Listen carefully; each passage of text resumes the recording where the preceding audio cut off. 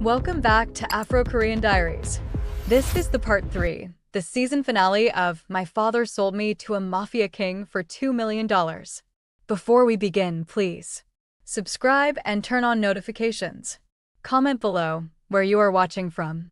Share this video with everyone. And here's the exciting part. I have a brand new story coming soon, but we need your help.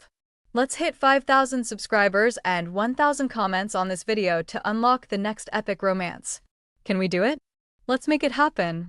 Now grab your tissues, because part 3 is about to blow your mind. Let's begin the story. Chapter 1. The Pregnancy. 2 years later. Busan, South Korea. Stellar Dynamics Corporation. The glass tower of Stellar Dynamics Corporation gleamed in the morning sunlight, reflecting the busy streets of Busan's bustling Haeundae business district. Zina-gu, or rather, Zina Park, as she now called herself, adjusted the strap of her worn messenger bag and walked through the revolving doors with her head held high. It had been 2 years since that devastating night in Seoul. 2 years since she'd seen that video.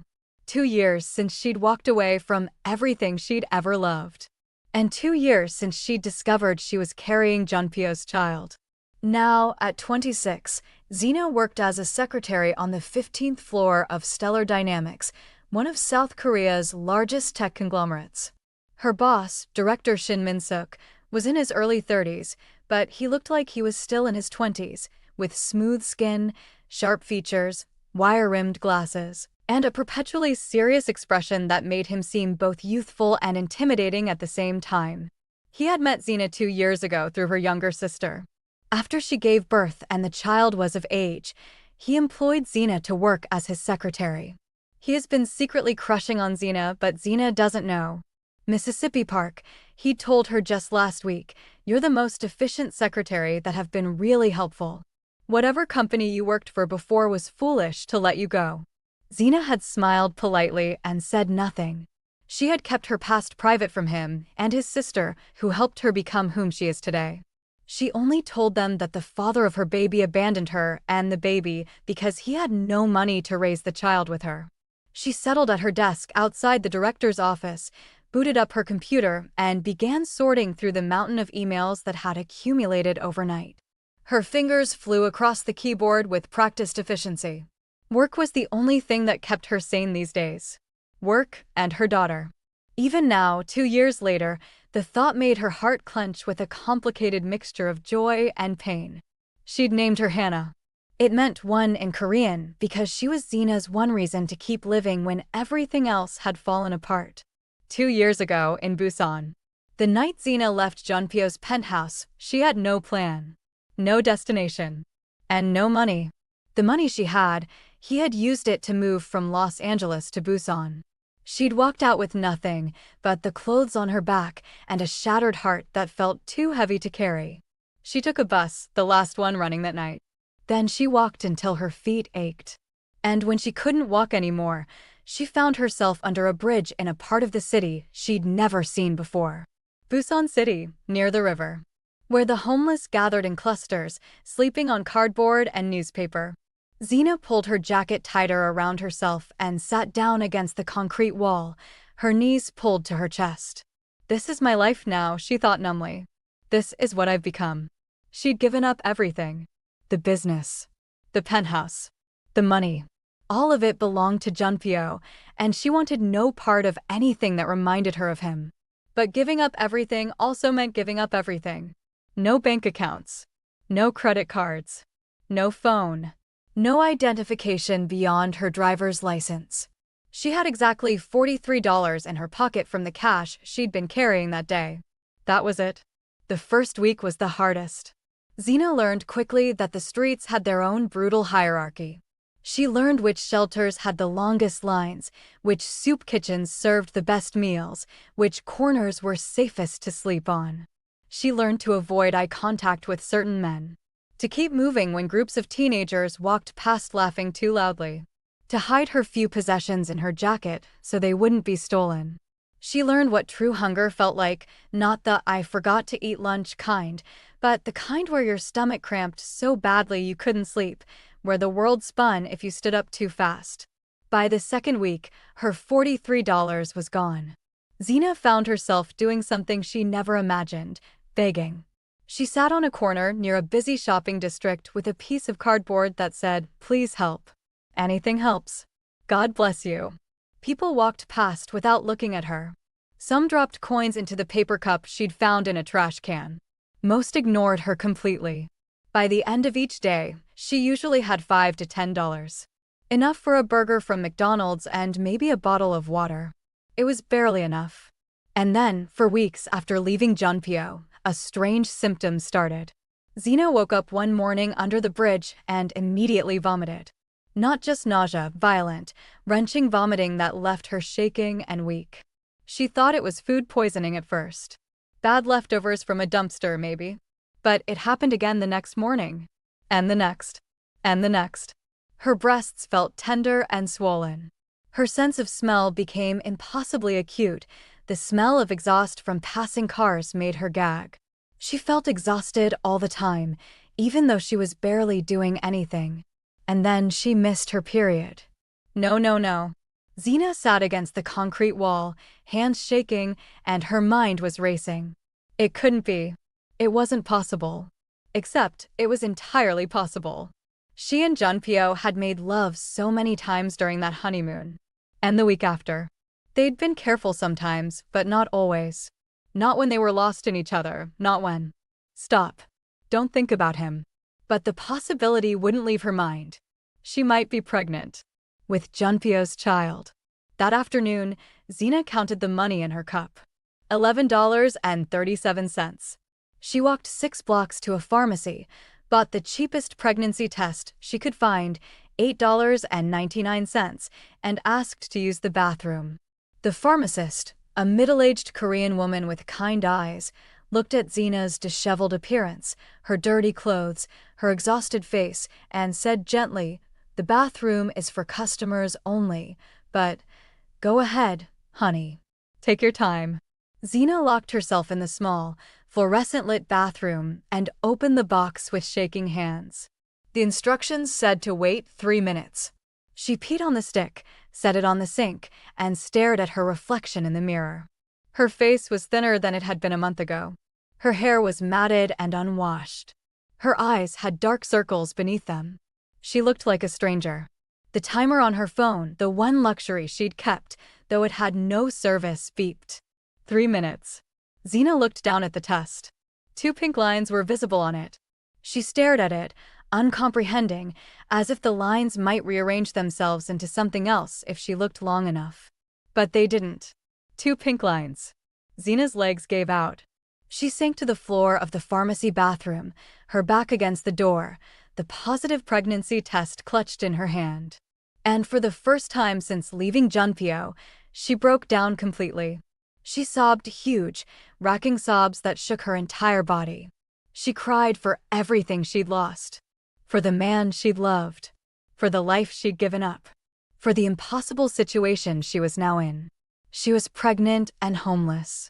And she was alone in all of this. How was she supposed to survive this? She could barely feed herself. She was sleeping under a bridge. She had no prenatal care, no vitamins, no doctor. And now there was a baby growing inside her. Junpyo's baby. The thought sent a fresh wave of tears down her face. Part of her, the part that still loved him despite everything, felt a fierce, protective joy. Their baby. The product of all those moments of passion and love on their honeymoon. But the other part, the practical, terrified part, wanted to scream. How? How was she supposed to do this? She could barely eat 2 meals a day. How was a baby supposed to survive on that? How was she supposed to raise a healthy child when she was starving herself? The options swirled through her mind. She could go back to Junpyo. No. Never. Not after what he did. She could call Minho for help. But Minho worked for Junpyo. If she called Minho, Junpyo would know. And she'd sworn she would disappear completely. Could she abort the baby? The word whispered through her mind like poison. She could end this. Make it go away. Go back to just surviving on her own without another life, depending on her. It would be easier and simpler. Zina looked down at her still flat stomach, placed one hand over it gently. No. The answer came swift and certain. No. She wouldn't do that. This baby, this tiny cluster of cells growing inside her, was innocent. Hadn't asked to be created. Hadn't asked for any of this mess. And despite everything, despite Junpyo's betrayal, despite her current circumstances, and despite the impossibility of it all, this baby was hers. A part of her. A part of the man she loved with everything she had. She couldn't destroy that. Okay, Zina whispered to her reflection, wiping her tears with the back of her hand. Okay, we're doing this. You and me, baby. We're going to survive this. She had no idea how, but she would find a way. The next morning, Zina's approach to survival changed completely. No more passive begging on corners. She needed a job. A real job. Something that paid actual money. She walked into every store, every restaurant, every business she could find. I'm looking for work. Any work. I'll clean, I'll wash dishes, I'll do anything. Most places took one look at her, dirty, disheveled, clearly homeless, and said no immediately. Some didn't even let her finish her sentence before ushering her out. Zina tried not to take it personally. She kept going. On her third day of searching, she walked into a small Korean restaurant tucked between a laundromat and a phone repair shop. The sign above the door said Mama Kim's Kitchen in both English and Korean. An elderly Korean woman with her hair in a tight bun looked up from where she was wiping down tables. "We're not open yet," she said in Korean. "I'm not here to eat," Zina replied in the same language, her Korean rusty but serviceable. "I'm looking for work. I'll clean your floors, wash your dishes, take out trash, anything you need. Please. I really need a job." The woman, Mama Kim, presumably looked Zina up and down, taking in her appearance with sharp, assessing eyes. "Are you homeless?" Zina's first instinct was to lie. But something about this woman's direct gaze made her tell the truth. "Yes, ma'am." "Pregnant."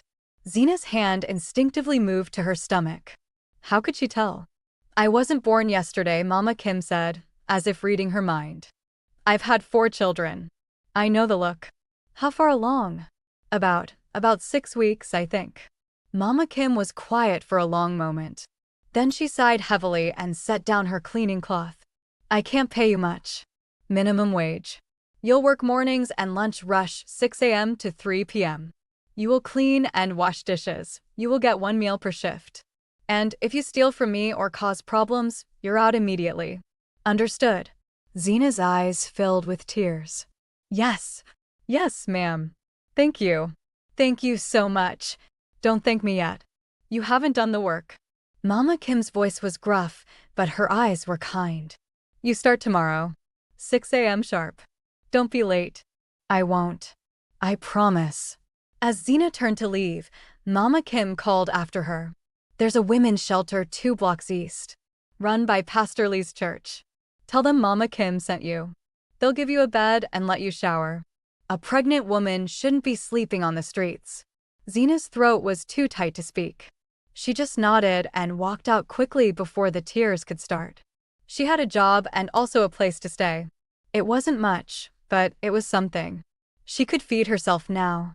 And more importantly, she could feed her baby. The months that followed were grueling. Zina worked at Mama Kim's kitchen every single day, 6 days a week. She mopped floors that seemed to get dirty again 5 minutes later. She scrubbed pots until her hands were raw. She chopped vegetables until her fingers cramped. She took out trash bags that weighed almost as much as she did. The work was backbreaking, especially as her pregnancy progressed. But she got 3 meals a day, breakfast before the morning shift, lunch during her break, and Mama Kim always sent her home with dinner. Growing a baby, Mama Kim would say gruffly, shoving a container of rice and bulgogi into Zina's hands. "You need to eat." Zina moved into the women's shelter Pastor Lee ran, a cramped building with 30 beds in one large room. It wasn't private, and it certainly wasn't comfortable, but it was warm and dry and safe. She saved every penny she could. By her second trimester, Zina had saved enough to see a doctor at a free clinic. The doctor confirmed what she already knew. She was pregnant, about 16 weeks along. Zina cried in the examination room, her hand pressed against the ultrasound image they'd given her. She was going to have a daughter. Junpyo's daughter.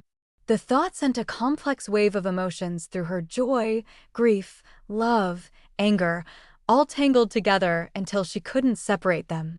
By her third trimester, Zina was huge. Her belly was so large she could barely see her feet. Her back ached constantly. Her ankles were swollen. But she kept working. Mama Kim moved her to lighter duties, prepping vegetables while sitting down, organizing the supply closet, and handling the register. "You're going to work yourself into labor in my kitchen," Mama Kim scolded. "Then what? You think I want to deliver a baby between the rice cooker and the kimchi fridge?" Despite everything, Zina laughed. It was the first time she'd laughed in months. And then one afternoon, when Zina was 8.5 months pregnant, everything changed. She was working the lunch shift, moving slowly between tables, her enormous belly preceding her everywhere she went. The restaurant was busy, the lunch crowd was always packed, and Zina was focused on clearing a table near the window when a gorgeous young woman walked in. She was Korean, probably in her early 20s, with long, sleek black hair and designer clothes that screamed wealth. She wore oversized sunglasses and carried a Louis Vuitton handbag that probably cost more than Zina had made in the last 6 months. The young woman walked to the counter to order, and Zina went back to clearing tables. That's when she saw 2 men, one tall and lanky, one shorter with a shaved head, were standing near the coat rack by the door. The shorter one had his hand in the young woman's purse, which she'd set down on a chair while she looked at the menu. Zina watched as he pulled out a wallet and something else, a card of some kind, and slipped both into his jacket pocket. The young woman didn't notice. She was too busy asking Mama Kim about the daily special. The 2 men slipped out of the restaurant quickly, casually, as if they'd just been browsing and decided to leave. Zina's heart pounded. She looked at the young woman, who was now pulling out her phone to take a picture of the menu board. Should she say something? What if the woman accused her of lying? What if she made a scene? But Zina thought of her daughter, growing inside her, trusting her mother to do the right thing even when it was hard. She couldn't just let this happen. Zina moved as quickly as her pregnant body would allow, waddling out of the restaurant and onto the sidewalk. The 2 men were half a block away, walking fast. "Hey!" Zina shouted. "Stop." They didn't stop. If anything, they walked faster. Zina followed them, one hand pressed against her aching back, the other holding her belly. She shouldn't be doing this. She was 8.5 months pregnant. She should go back inside and let the woman discover the theft herself. But something in Zina, some stubborn, reckless part that hadn't died despite everything, pushed her forward. "I saw you," she called out. "I saw you take her things." The shorter man turned around, his face twisted in annoyance. "You didn't see anything, lady. Mind your business. Give it back. Whatever you took. Give it back now." The taller man laughed. "Or what? You gonna chase us? Looking like you're about to pop any second." Zina stood her ground, breathing hard, and her heart was racing. She couldn't chase them or fight them physically. But she could be loud. "Thief!" she screamed at the top of her lungs.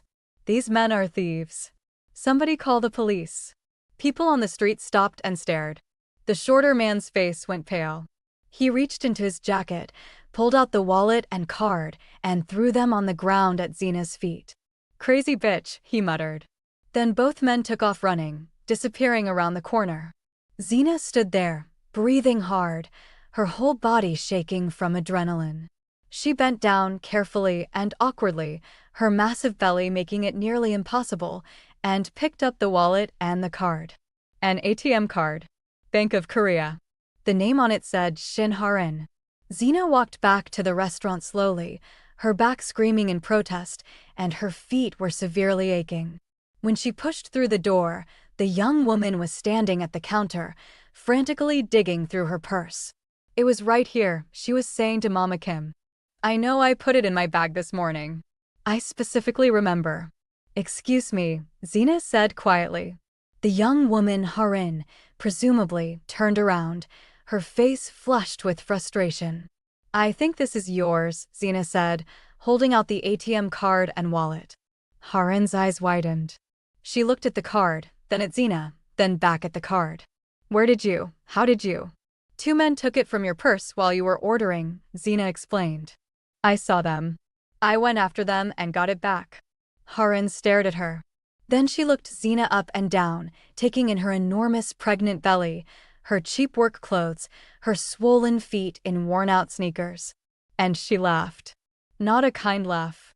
A sharp, sarcastic laugh that cut through the air like a knife. You, Haran said, her voice dripping with disbelief. You chased down thieves? In your condition. I didn't exactly chase them. I confronted them and… Oh, I see what this is. Haran's expression turned cold. You're pretending to be some kind of hero, but really, you took my card yourself, didn't you? And now you're trying to look innocent by returning it. Zina's stomach dropped. What? No, You expect me to believe that you, Haran gestured at Zina's pregnant belly in your current state, somehow stopped two thieves and got my card back? That's your story. That's what happened. Right. Because heavily pregnant women are known for their theft prevention skills. Haran's voice was mocking. Come on. You're not even good at lying. I'm not lying. Zina's voice rose. I saw them take it from your purse. I went after them. I yelled until they dropped it. So you're a superhero now? Haran laughed again. The sound was bitter and cruel. A pregnant superhero who saves the day while scrubbing floors at a Korean restaurant? The other customers in the restaurant were starting to stare. I'm telling the truth, Zina said, her voice shaking. I would never. Oh, please. Haran snatched the card and wallet from Zina's hands. I don't know what your game is, but I'm not falling for it. You probably saw an opportunity when I set my purse down and thought you could make some quick cash. Then you got scared when you realized there were cameras or witnesses or something, so now you're playing innocent. That's not. Stay away from me. Haran's voice was ice cold. And maybe next time, try coming up with a more believable story. She turned to Mama Kim, who'd been watching the entire exchange with a frown. I'd like to file a complaint about your employee, Haran said. She attempted to steal from me. She did no such thing, Mama Kim said firmly. Zina is honest. If she says she got your card back from thieves, then that's what happened. Of course you'd defend her. She works for you. Haran's voice was getting louder now, attracting more attention. But I know what I know. This woman is a thief. I'm not, Zina's voice cracked. I was trying to help you. Thief. Haran's voice rang out through the restaurant. This woman tried to steal my ATM card. Other customers turned to look. Someone pulled out their phone, clearly recording. I saw her with it, Haran continued. She spoke so loudly that her voice reached everyone in the restaurant. She had my card and my wallet. She's a thief. That's not true. Zina's hands were shaking. I got it back from the men who took it. I was helping you. Lies. Haran pointed at Zina accusingly. All lies. More people were gathering now, some from inside the restaurant, some from outside who'd heard the commotion. Pregnant and stealing, someone muttered. What is this world coming to? Shameful, another voice said. She probably needs money for the baby, someone else whispered. Zina felt the walls closing in. She looked around at all the faces staring at her, some curious, some disapproving, some openly hostile. No one was defending her. Even Mama Kim, who knew her, who'd given her a job, was being drowned out by Haran's accusations.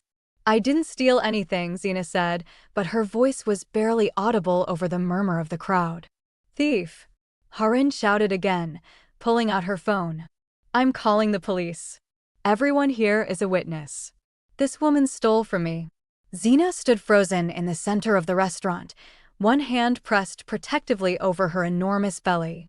Her baby kicked, a strong, insistent kick against her palm. Zina looked down at her stomach, then back up at the crowd of accusing faces. This couldn't be happening.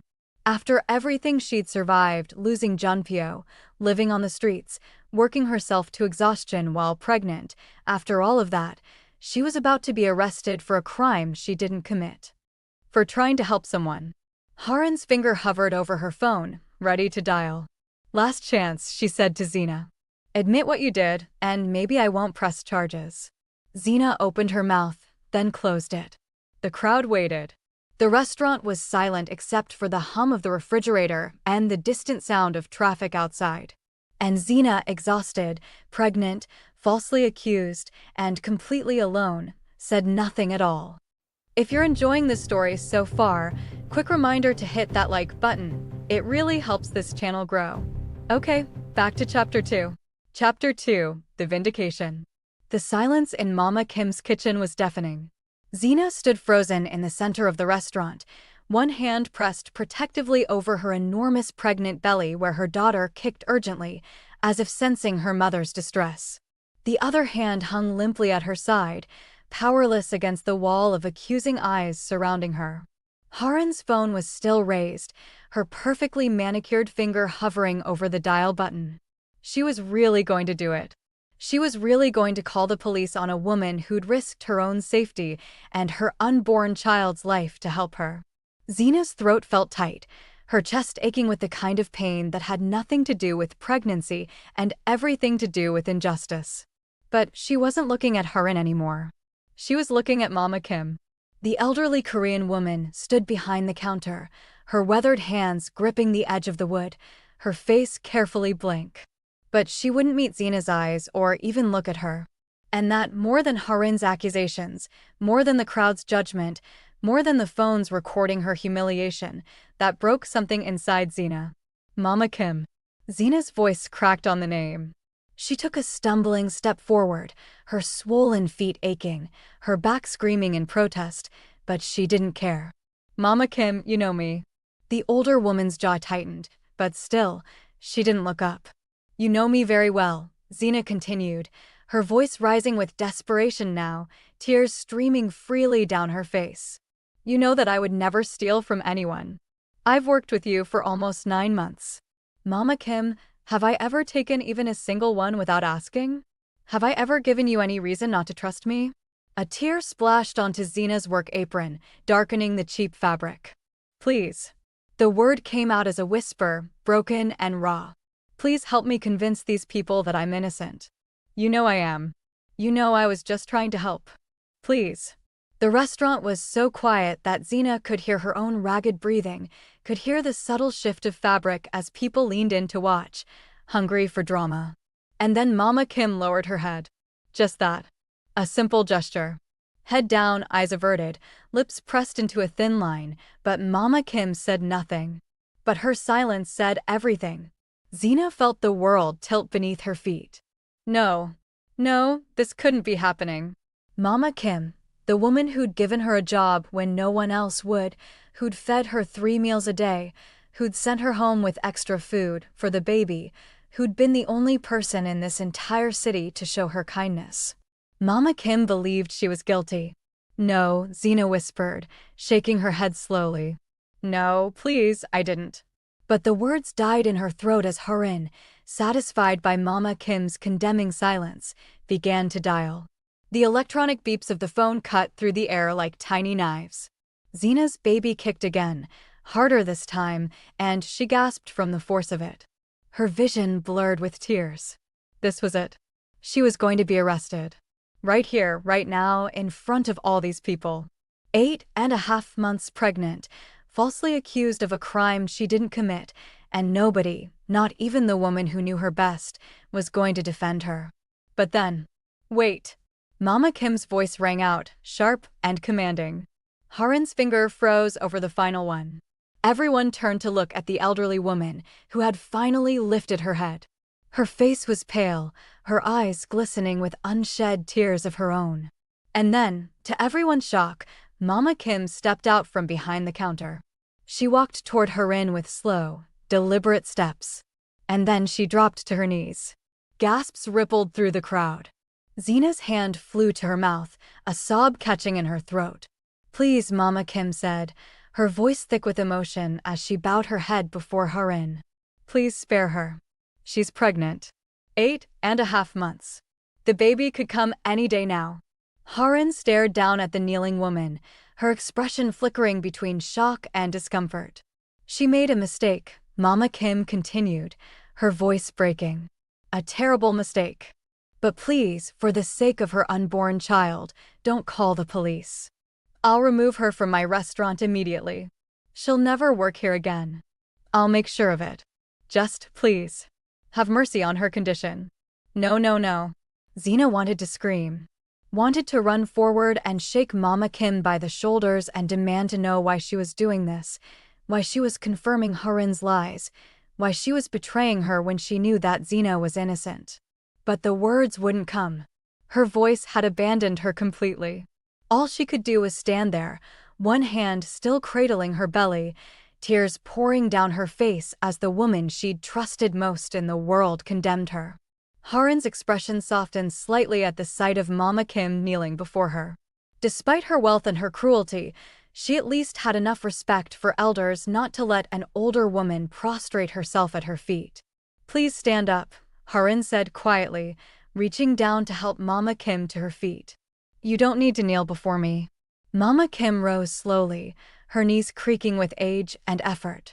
Harin looked from her to Zina, her jaw tight. Fine, she said finally, lowering her phone. I won't call the police. But only because of my respect for this woman. She gestured to Mama Kim. Make sure she's gone from this restaurant. Today. I don't want to see her here again. And with that, Harin turned on her designer heels and swept out of the restaurant, her expensive perfume lingering in the air like an accusation. The door chimed as it closed behind her. For a long moment, nobody moved. Then, slowly, the customers began to disperse. Some threw final disgusted looks at Zina. Others whispered to their companions as they gathered their things and left. The show was over. Within minutes, the restaurant was empty except for Zina and Mama Kim. The silence between them was suffocating. Finally, Mama Kim spoke. You need to leave. Her voice was flat, emotionless, as if Zina were a stranger rather than the woman who'd worked beside her every day for almost 9 months. Mama Kim, Zina's voice broke. Please just listen to me. I didn't steal that card. I swear to you I didn't. I saw those men take it from her purse and I said leave. Mama Kim still wouldn't look at her. Please. Zina took a stumbling step forward, her hand outstretched. You know me. You know I wouldn't. I said leave. Mama Kim's voice cracked like a whip, echoing off the restaurant walls. Zina flinched as if she'd been struck. Mama Kim finally met her eyes, and what Zina saw there made her blood run cold. It wasn't anger. It wasn't hatred. It was disappointment. Pack your things, Mama Kim said quietly. You can still stay in Pastor Lee's house. I won't take that from you, not in your condition. But you are never to set foot in this restaurant again. Do you understand? Zina couldn't breathe or think straight. She wasn't able to process what was happening either. She'd lost everything. Her job, her dignity, her reputation. And now, the trust of the only person in this city who'd shown her kindness. I understand, she whispered. And then she turned and walked out of Mama Kim's kitchen for the last time. The apartment Pastor Lee had helped her secure, the tiny room in the women's shelter, felt like a tomb. Zina sat on the edge of the narrow bed, staring at her hands. They were shaking. Everything was shaking. Her hands, her shoulders, and her breath. Her baby kicked again, and Zina placed both hands over her belly, trying to send soothing thoughts to her daughter. I'm sorry, she thought desperately. I'm so sorry, baby. Mommy tried. I tried to do the right thing, and look where it got us. She couldn't stay here. Not in this apartment. Not anywhere near Mama Kim's kitchen. Mama Kim had said that she should stay in Pastor Lee's crabby house, but not when it came with the unspoken belief that she was a thief. She had some savings, not much, just the wages she'd managed to squirrel away from her months of working at the restaurant. It wasn't enough for much. But maybe it was enough for a deposit on a tiny place of her own. Somewhere far from here. Somewhere she could start over again. Zina laughed bitterly, the sound catching on a sob. How many times was she going to have to start over? How many times could one person fall before there was nothing left to catch them?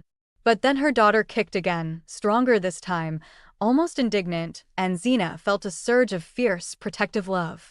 No, she wasn't done yet. She'd survived homelessness. She'd survived begging on street corners. She'd survived a devastating betrayal and a broken heart and 9 months of grueling physical labor while carrying a child. She would survive this too. For her daughter and for herself. Zina stood, ignoring the screaming protest of her aching back and swollen feet, and began to pack. 2 days later. The new apartment, if it could even be called that, was barely bigger than a closet. One room. A tiny bathroom with a shower that barely worked. A single window that looked out onto a brick wall. No kitchen, just a hot plate and a mini fridge that hummed constantly. But it was hers. Zina had paid the deposit with most of her savings, leaving her with just enough to buy some instant noodles and a few bottles of water. She'd have to figure out work soon, really soon, but at least she wasn't on the streets. And at least her daughter wouldn't be born under a bridge. That first night in the new apartment, Zina lay on the thin mattress someone had left behind, one hand resting on her enormous belly, and allowed herself to cry. She cried for the job she'd lost. For Mama Kim's betrayal. For the unfairness of it all. But mostly, she cried from exhaustion. Bone-deep, soul-crushing exhaustion that had nothing to do with physical labor and everything to do with the sheer weight of surviving. She was so tired of fighting, struggling, or trying to do the right thing only to be punished for it. Maybe I should just give up, a dark voice whispered in the back of her mind. Maybe I should just. But then her daughter kicked, and the thought died. No. She wasn't allowed to give up. Not while this little girl needed her. Zina placed both hands on her belly and closed her eyes. I'm still here, baby, she whispered into the darkness. Mommy's still here. And I promise I'm going to give you a good life. Somehow. I don't know how yet, but I will. Her daughter kicked again, as if in agreement. And Zina fell into a restless, dreamless sleep. The next morning, the knock on the door came at 7 p.m. Zina had spent the day trying to ration her noodles and searching online for job listings, anything she could do from home, anything that would hire a woman about to give birth any day now. So far, she'd found nothing. The knock startled her so badly that she nearly dropped her phone. She wasn't expecting anyone. Nobody knew where she lived except the landlord, and she'd already paid her first month's rent. Frowning, Zina heaved herself off the mattress, a process that took significantly longer than it used to, and waddled to the door. Who is it? She called out warily. No answer. Just another knock, more insistent this time. Zina's heart began to race. Maybe it was the landlord with some bad news. Or maybe, God forbid, Harin had somehow found her and brought the police after all. Taking a deep breath, Zina unlocked the door and pulled it open. And froze. If you're enjoying this story, quick reminder to hit the like and subscribe button. Back to the story. Standing in the narrow hallway of her building, illuminated by the flickering fluorescent lights, were two people she never expected to see again. Mama Kim and Shin Harin. For a moment, Zina could only stare at them, her mind struggling to process what she was seeing. Harin looked different than she had 2 days ago. Gone were the designer sunglasses and the haughty expression. Her face was pale, her eyes red-rimmed, her perfect makeup smudged slightly around the edges. And she was on her knees. Right there in Zina's filthy apartment hallway, this wealthy, privileged young woman was kneeling on the stained carpet, tears streaming down her face. I'm so sorry, Harin choked out. I'm so sorry. Please forgive me. I was wrong. I was so wrong about you. Zina's mind went blank. What? Her voice came out as barely a whisper. What are you doing here? Zina asked them. It was Mama Kim who answered, stepping forward with her hands clasped tightly together. We came to apologize, the elderly woman said, her own eyes glistening with tears. And to tell you the truth. The truth? Zina repeated numbly. Harin nodded frantically, still kneeling. I found out what really happened. After I left the restaurant, I was driving home. There was traffic, a terrible jam, and I was stuck there for almost an hour. She paused to wipe her eyes, smearing her mascara further. I had my window down because it was hot, and I heard 2 women talking. They were standing on the sidewalk next to my car, and at first I wasn't paying attention. But then I heard them describe an incident, a pregnant woman confronting thieves and getting back someone's stolen property. Zina's breath caught. I thought it was just a coincidence at first, Harin continued, her voice shaking. But then they described the woman. They said she was heavily pregnant, working at a Korean restaurant, brave and selfless. And I realized they were talking about you. Tears were streaming down Harin's face now, unchecked. I got out of my car immediately and asked them what they'd seen. They told me everything. They said they'd been shopping nearby when they saw you chase after two men. They saw you confront them even though you were obviously in no condition to fight. They saw you scream for help until the men threw down what they'd stolen and ran away. Harin let out a broken sob. They said you were a hero. That not many people would have done what you did, especially while pregnant. And her voice cracked completely. I accused you of being a thief. I humiliated you in public. I almost had you arrested. Oh God, what have I done? Mama Kim stepped forward, her face etched with guilt. I went with her back to where Mama Kim said you lived, she said quietly. We wanted to find you and to apologize. But by the time we got to your shelter apartment, you were gone. Your neighbors said you'd packed your things and left. We've been searching for you for 2 days, Harin added desperately. I even went to the media.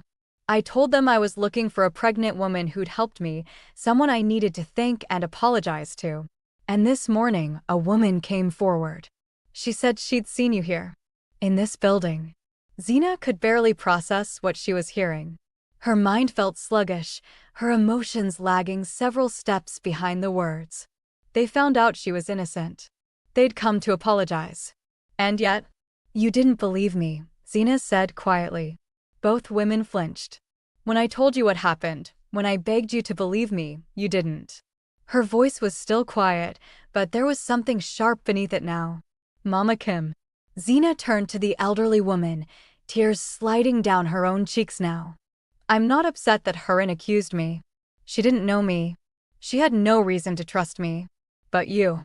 Mama Kim's face crumpled. You knew me, Zina continued, her voice breaking. For 9 months, I worked beside you every single day. I never took anything that wasn't mine. I never lied to you. I never gave you any reason to doubt me. And when I needed you most, when I was standing there pregnant and terrified and being accused of something I didn't do, you believed I was guilty. Zina, please, Mama Kim wanted to say something, but Zina cut her off. You didn't even ask me what happened. You didn't give me a chance to explain. You just looked away. The tears were falling freely now, and Zina didn't bother to wipe them away. That's what hurt the most, she whispered. Not the accusation. You were the only person in this city who'd shown me kindness, and you threw me away the moment someone accused me of something. Mama Kim's knees buckled, and she started to sink to the floor. Don't, Zina said quickly, reaching out to catch her. Please don't kneel. I can't bear to see you kneel. The elderly woman straightened, but kept her head bowed, tears streaming down her weathered face. I'm sorry, Mama Kim whispered. I'm so sorry, Zina. I was afraid. That woman, she had money, power, and influence. If I defended you and she'd pressed charges, she could have shut down my restaurant. And she let out a broken sob. I was a coward. I chose my business over you. And I will regret that for the rest of my life. Silence fell in the narrow hallway.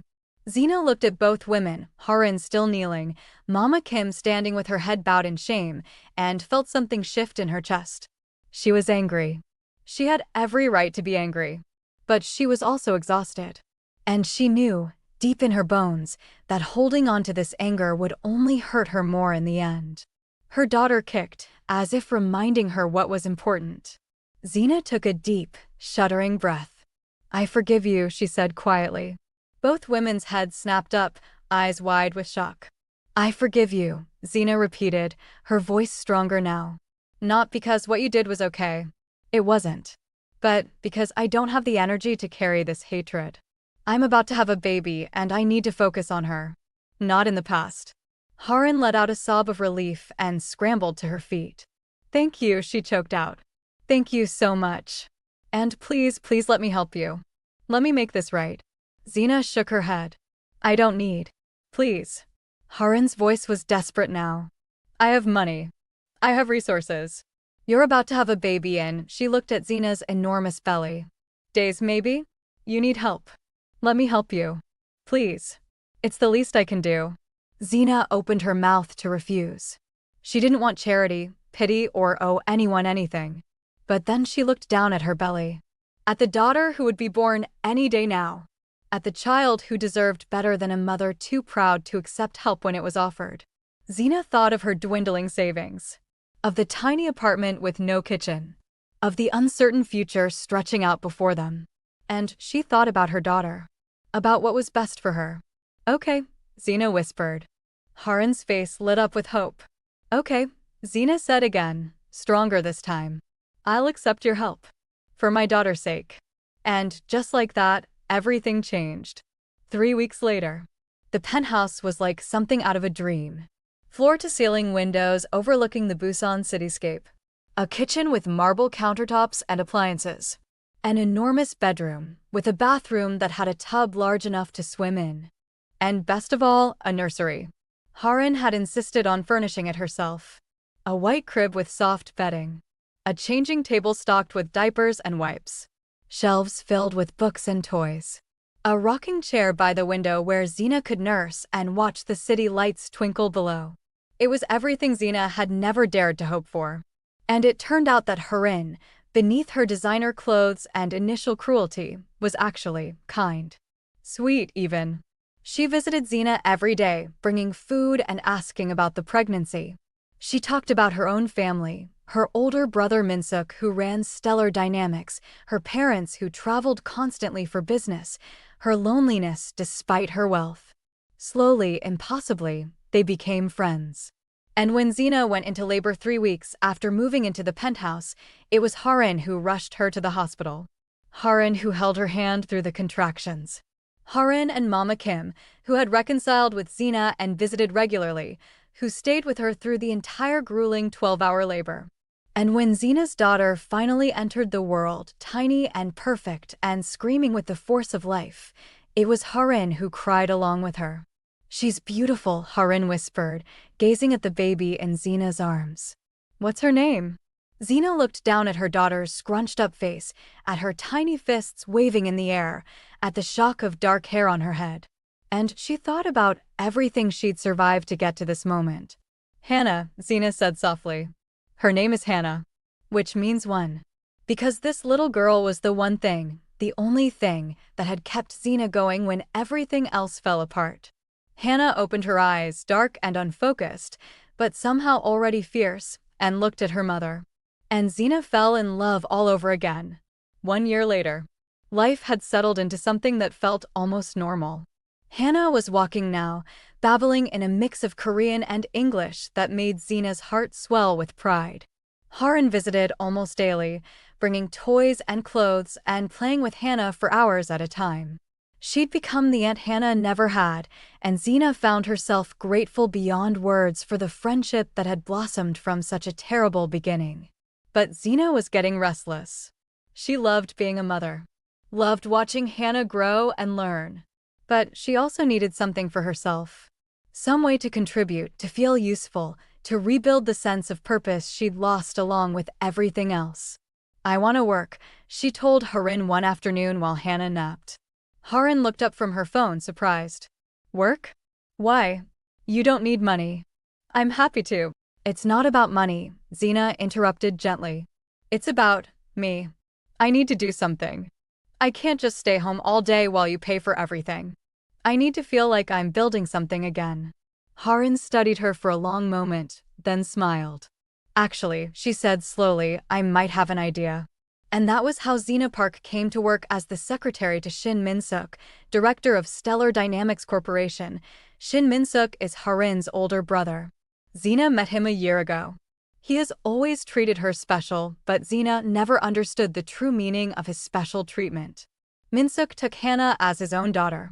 The man who would, though neither of them knew it yet, play a crucial role in the next chapter of Zina's complicated life. But for now, as Zina sat in her office working at Stellar Dynamics, she thought of making her life, and that of her daughter's life, better. She'd survived homelessness and betrayal and false accusations. She'd given birth alone in a foreign country with no family to support her.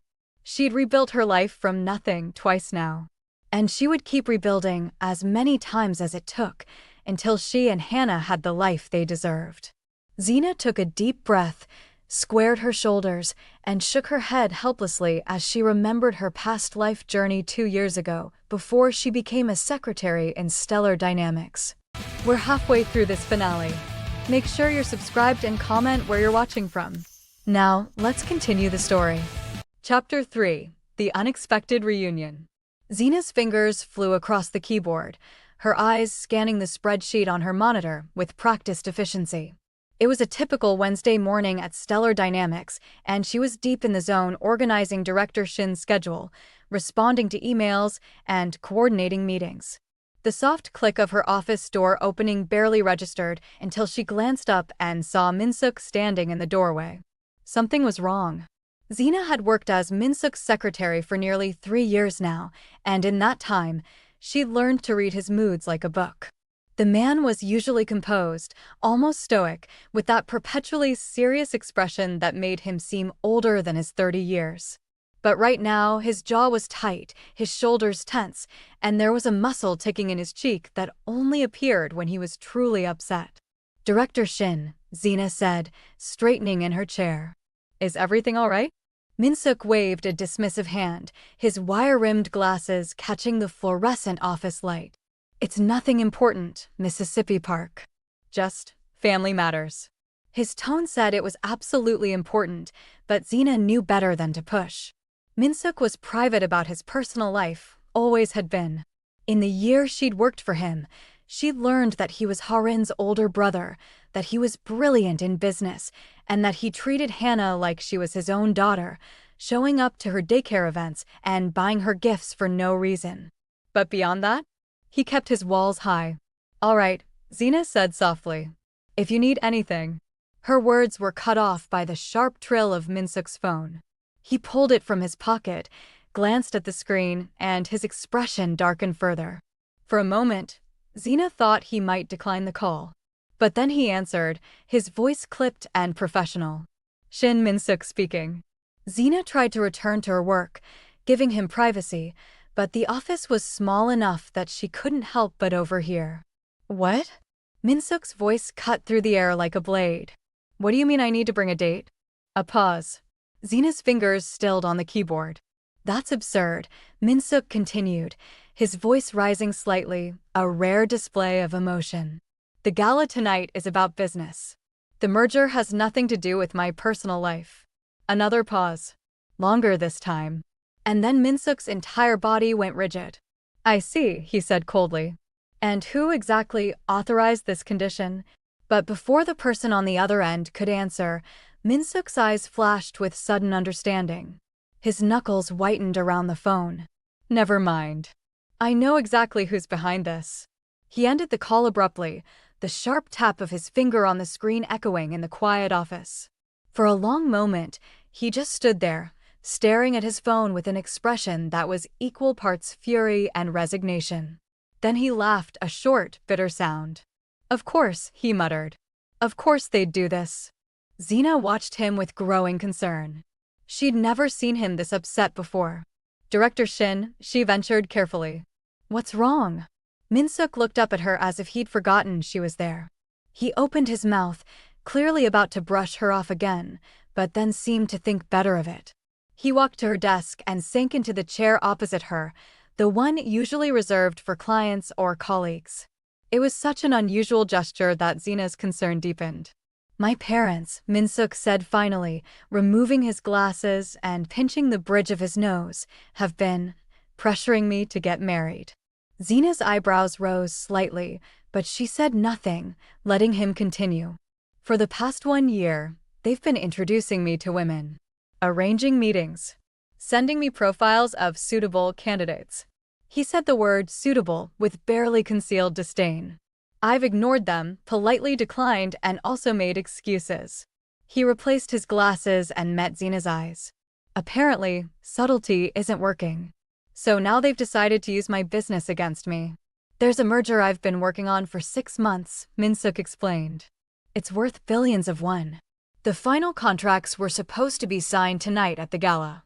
But that call, He gestured to his phone with barely restrained anger.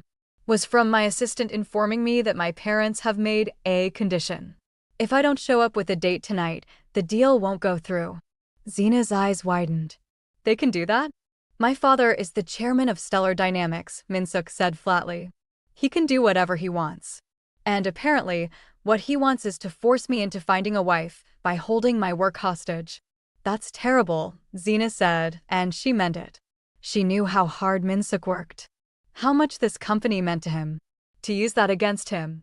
It is what it is, Minsuk said with a heavy sigh. I just need to figure out who I can ask on such short notice. The gala is in, he checked his watch. 7 hours.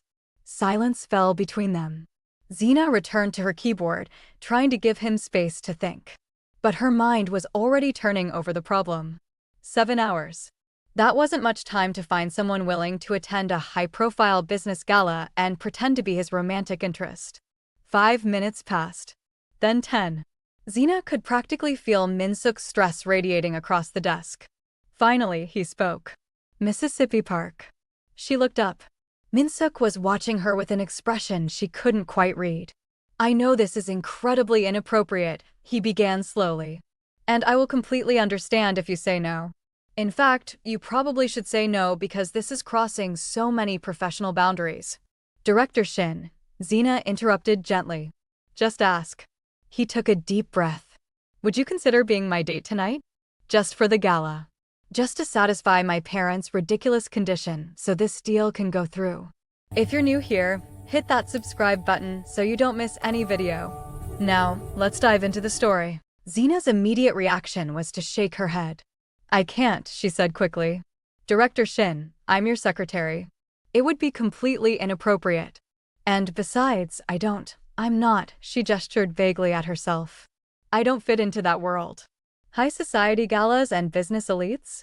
That's not me. You'd fit in perfectly, Minsuk said quietly. I have a daughter, Zina continued, the excuses tumbling out. I'd need to find a babysitter on short notice. And I don't have anything to wear. And I wouldn't know how to act or what to say or… Harin can watch Hannah, Minsuk interrupted. She loves spending time with her. And as for clothes and everything else, I can arrange all of that. Professional stylists, hair, makeup, whatever you need. But… Mississippi Park. Minsuk's voice was gentle but earnest. I wouldn't ask if I wasn't desperate. This merger represents 2 years of work. Hundreds of jobs. I just need someone I trust to stand beside me for a few hours. That's all. Zina wanted to say no. Every logical part of her brain was screaming that this was a bad idea. But then she looked at Minsuk's face and saw genuine worry beneath the professional composure. And she remembered. 3 months ago, Hannah's school had a family day event. All the children were supposed to bring their parents. But Hannah only had Zina. No father. And some of the other children had noticed. Where's your daddy? One little girl had asked Hannah, her voice loud enough for the other kids to hear. Doesn't your daddy love you? Zina had watched her daughter's face crumble, had seen the tears forming, and her heart had shattered. And then Minsuk appeared. He'd been there to drop off a file Zina had forgotten at the office. But when he saw what was happening, he hadn't hesitated. He'd walked right up to Hannah, knelt down to her level, and said in his serious, gentle way, I'm sorry I'm late, Hannah. Work ran long. The little girl who'd been teasing Hannah had blinked in confusion. Who are you? I'm someone who cares about this little girl very much. I am her daddy, Minsuk had replied. And he'd stayed for the entire event. Participated in the activities. Made sure Hannah knew she wasn't alone. He'd never mentioned it afterward. Never asked for thanks or acknowledgement. He'd just done it. Because it was the right thing to do. Zina looked at him now, remembering that kindness, and felt her resolve crumble. Okay, she heard herself say. I'll do it. Minsuk's eyes widened with surprise and relief. Really? Yes, Zina confirmed, even as part of her wondered what she'd just agreed to. But just tonight. Just for the gala. And then we never speak of this again. Of course, Minsuk agreed quickly. Absolutely. Thank you, Mississippi Park. You have no idea how much this means to me. He stood, already pulling out his phone. I'll arrange everything. A car will pick you up at 4 p.m. to take you to the salon. They'll handle hair, makeup, styling, everything. I'll have Harin meet you there so you can give her instructions about Hannah. Director Shin. And don't worry about the cost, he continued, already typing rapidly. Consider it a work expense. You're doing me an enormous favor. The least I can do is make sure you're comfortable. Director Shin. Zina tried again. He looked up. What kind of event is this exactly? She asked. What should I expect? Minsuk hesitated. It's a high-profile charity gala. There will be business executives, politicians, old money families. Very formal. Very intimidating. Zina supplied. I was going to say pretentious, Minsuk admitted with a small smile. But yes, intimidating too. However, his expression grew serious. You won't be alone. I'll be with you the entire time. And if anyone makes you uncomfortable, we'll leave immediately. Zina nodded slowly, trying to calm the nervous flutter in her stomach. What had she just agreed to? The salon Minsuk had sent her to was unlike anything Zina had ever experienced, or should I say it's been long she experienced it. It wasn't a salon, actually. It was more like a luxury spa meets fashion house meets something out of a magazine. The moment she walked through the doors, she was greeted by a team of people who treated her like she was preparing for a red carpet event. Mississippi Park. An elegant woman in her 40s swept forward, her eyes already assessing Zina with professional precision. I'm Madam Chung. Director Shin has told us so much about you. Come, we have so much to do and only 3 hours. Zina was ushered into a private room where Harin was already waiting, bouncing excitedly on a plush velvet chair. Zina. Harin squealed, jumping up to hug her. Oh my God, my brother finally asked you. I've been telling him for months. Harin, Zina interrupted, her cheeks warming. It's not like that. It's just, he needed help. For the business deal. Harin said with a knowing smirk. Sure. Just business. It is. Whatever you say. Harin's eyes sparkled with mischief. But you're going to look absolutely stunning. I already gave them specific instructions. Before Zina could ask what that meant, Madam Chung was guiding her toward a styling chair. What followed was 3 hours of transformation. Her hair, usually kept simple in her neat bob, was styled into soft, elegant waves that framed her face. Her makeup was applied with expert precision, subtle but striking, emphasizing her beautiful dark brown skin until it seemed to glow. Her nails were manicured and painted in a sophisticated nude shade. And then came the dress. Madam Chung presented it with a flourish, a floor-length gown in deep golden silk that seemed to shimmer in the light. It had a high neckline in the front, but was completely backless, with delicate straps crisscrossing her shoulder blades. It was elegant, sophisticated, and sexy without being inappropriate. I can't wear this, Zina breathed, staring at the dress. It's too much. It's too perfect. Harin supplied with a grin. Put it on. Trust me. Zina did. And when she looked at herself in the full-length mirror, she barely recognized her reflection. The woman staring back at her was beautiful, elegant, and confident. Her rich dark brown skin glowed against the emerald silk. The dress hugged her curves perfectly before flowing gracefully to the floor. The backless design showed just enough skin to be intriguing without being scandalous. She looked like she belonged in Minsuk's world. Oh, Zina, Harin whispered, her eyes filling with tears. You look like a queen. Madam Chung nodded approvingly. Director Shin is a very lucky man. It's not, Zina started to protest, but Harin cut her off. I know. Just business. Harin rolled her eyes affectionately. Now come on. The car's waiting. And don't worry about Hannah, I already picked her up from daycare. We're going to have a girls' night with popcorn and Disney movies. Zina hugged her friend tightly. Thank you. For everything. That's what family is for, Harin said simply. And Zina's heart warmed at the word family.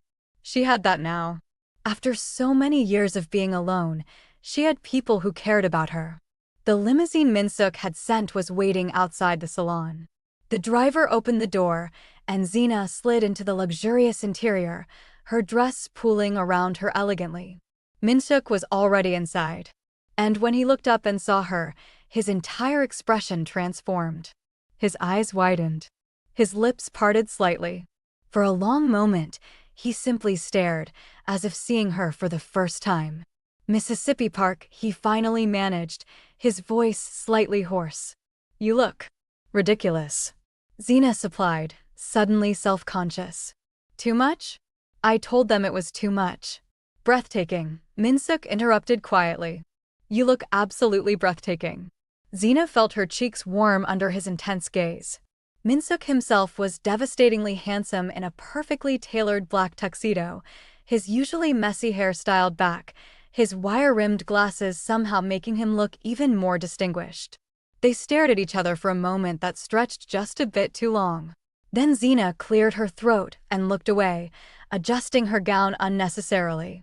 Before we arrive, Minsuk said, his voice returning to its usual professional tone, there's something I need to ask you. What is it? Minsuk met her eyes seriously. My parents will be there tonight. And they'll definitely ask about our relationship, how we met, how long we've been together, all of that. Right? Zina said slowly. What should I say? The truth is fine, Minsuk said. That you work for me, that we've known each other for a year. But if anyone, and I mean anyone, including my parents, asks about our relationship status. He hesitated, looking almost embarrassed. I need you to say that I'm your fiancé. Zina blinked. Your fiancé? I know it's a lot to ask, Minsuk said quickly. But it's the only way my parents will believe this is serious. If I just introduce you as a date, they'll see through it immediately. But if I introduce you as my fiancé, they'll back off. At least for tonight. Won't they want to know details? Zina asked. Like when we got engaged. When the wedding is. We can make something up, Minsuk said. Recent engagement. We're taking it slow. Haven't set a date yet. They won't push too hard if they think they've won. Zina considered this. It was getting more complicated than she'd anticipated. But she'd already agreed to help him. Okay, she said finally. If anyone asks, you're my fiancé. Relief flooded Minsuk's face. Thank you. Again. I know I keep saying that, but… It's fine, Zina interrupted gently. We're friends, right? Friends help each other. Something flickered in Minsuk's expression at the word friends, but it was gone before Zina could identify it. Right, he said quietly. Friends. The limousine glided through the evening traffic, carrying them toward the gala. The venue was spectacular. The charity gala was being held at the Grand Hyatt Seoul, in one of the most exclusive ballrooms Zina had ever seen. Crystal chandeliers hung from impossibly high ceilings, casting prismatic light across marble floors. Floor-to-ceiling windows overlooked the glittering Seoul skyline. And everywhere she looked, there were people in expensive clothes, dripping with jewelry, radiating wealth and power. Zina's heart hammered in her chest as the limousine pulled up to the red-carpeted entrance. Ready? Minsuk asked gently. No, Zina admitted. But let's do this anyway. The driver opened the door. Minsuk stepped out first, then turned and offered Zina his hand. She took it, letting him help her from the car, and immediately felt every eye in the vicinity turn toward them. No, not toward them. Toward her. The whispers started immediately. Who is that? I've never seen her before. She's with Director Shin? She's absolutely stunning. Zina's instinct was to shrink under the attention, but Minsuk's hand was warm and steady in hers. He tucked her arm through his and anchoring her to his side. Ignore them, he murmured. You look beautiful. They're just jealous they didn't see you first. Despite her nervousness, Zina felt herself smile. They walked into the ballroom together, and Zina was immediately overwhelmed by the opulence. Ice sculptures. Elaborate floral arrangements. A string quartet playing in one corner. Servers circulating with champagne and hors d'oeuvres that probably cost more than her monthly rent. But Minsuk was right, she blended in surprisingly well. Maybe it was the dress. Maybe it was the way Minsuk introduced her with quiet confidence to his business associates. Maybe it was the genuine interest people seemed to have in her when she spoke. Whatever it was, after an hour, Zina found herself actually relaxing. She could do this. She sipped champagne and made small talk. She laughed at appropriate moments. She let Minsuk guide her around the room, his hand never leaving the small of her back. It was almost nice. And then the doors to the ballroom opened again, and Zina's entire world tilted on its axis. If you're enjoying this, don't forget to hit that like, share, and subscribe button. It will encourage me to make more videos.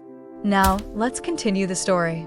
Walking through those doors, devastating and dangerous in a black tuxedo that fit him like a second skin, was the man she'd been running from for 3 years. Junpyo. And on his arm, wearing a smug smile and a stunning red dress stretched over an unmistakably pregnant belly, was Yuna.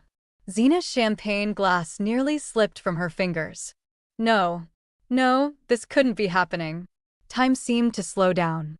Everything around her, the music, the conversation, the glittering lights, faded into background noise. All she could see was Junpyo. He looked exactly the same and completely different all at once. His jet black hair was styled back, showing his sharp, handsome features. His dark eyes scanned the room with that predatory awareness that had always made her shiver. His presence was magnetic. Everyone in the ballroom seemed to sense it, conversations quieting slightly as people turned to look. And Yuna was heavily pregnant. At least 7 or 8 months, Zina estimated with a painful clench in her chest. Which meant everything Zina had believed for 3 years, that Junpyo had turned to Yuna in a moment of weakness, that it had been a terrible mistake, was a lie. It had been real. He'd been with Yuna all along. Zina's vision blurred slightly. She felt like she couldn't breathe in the tight bodice of the dress.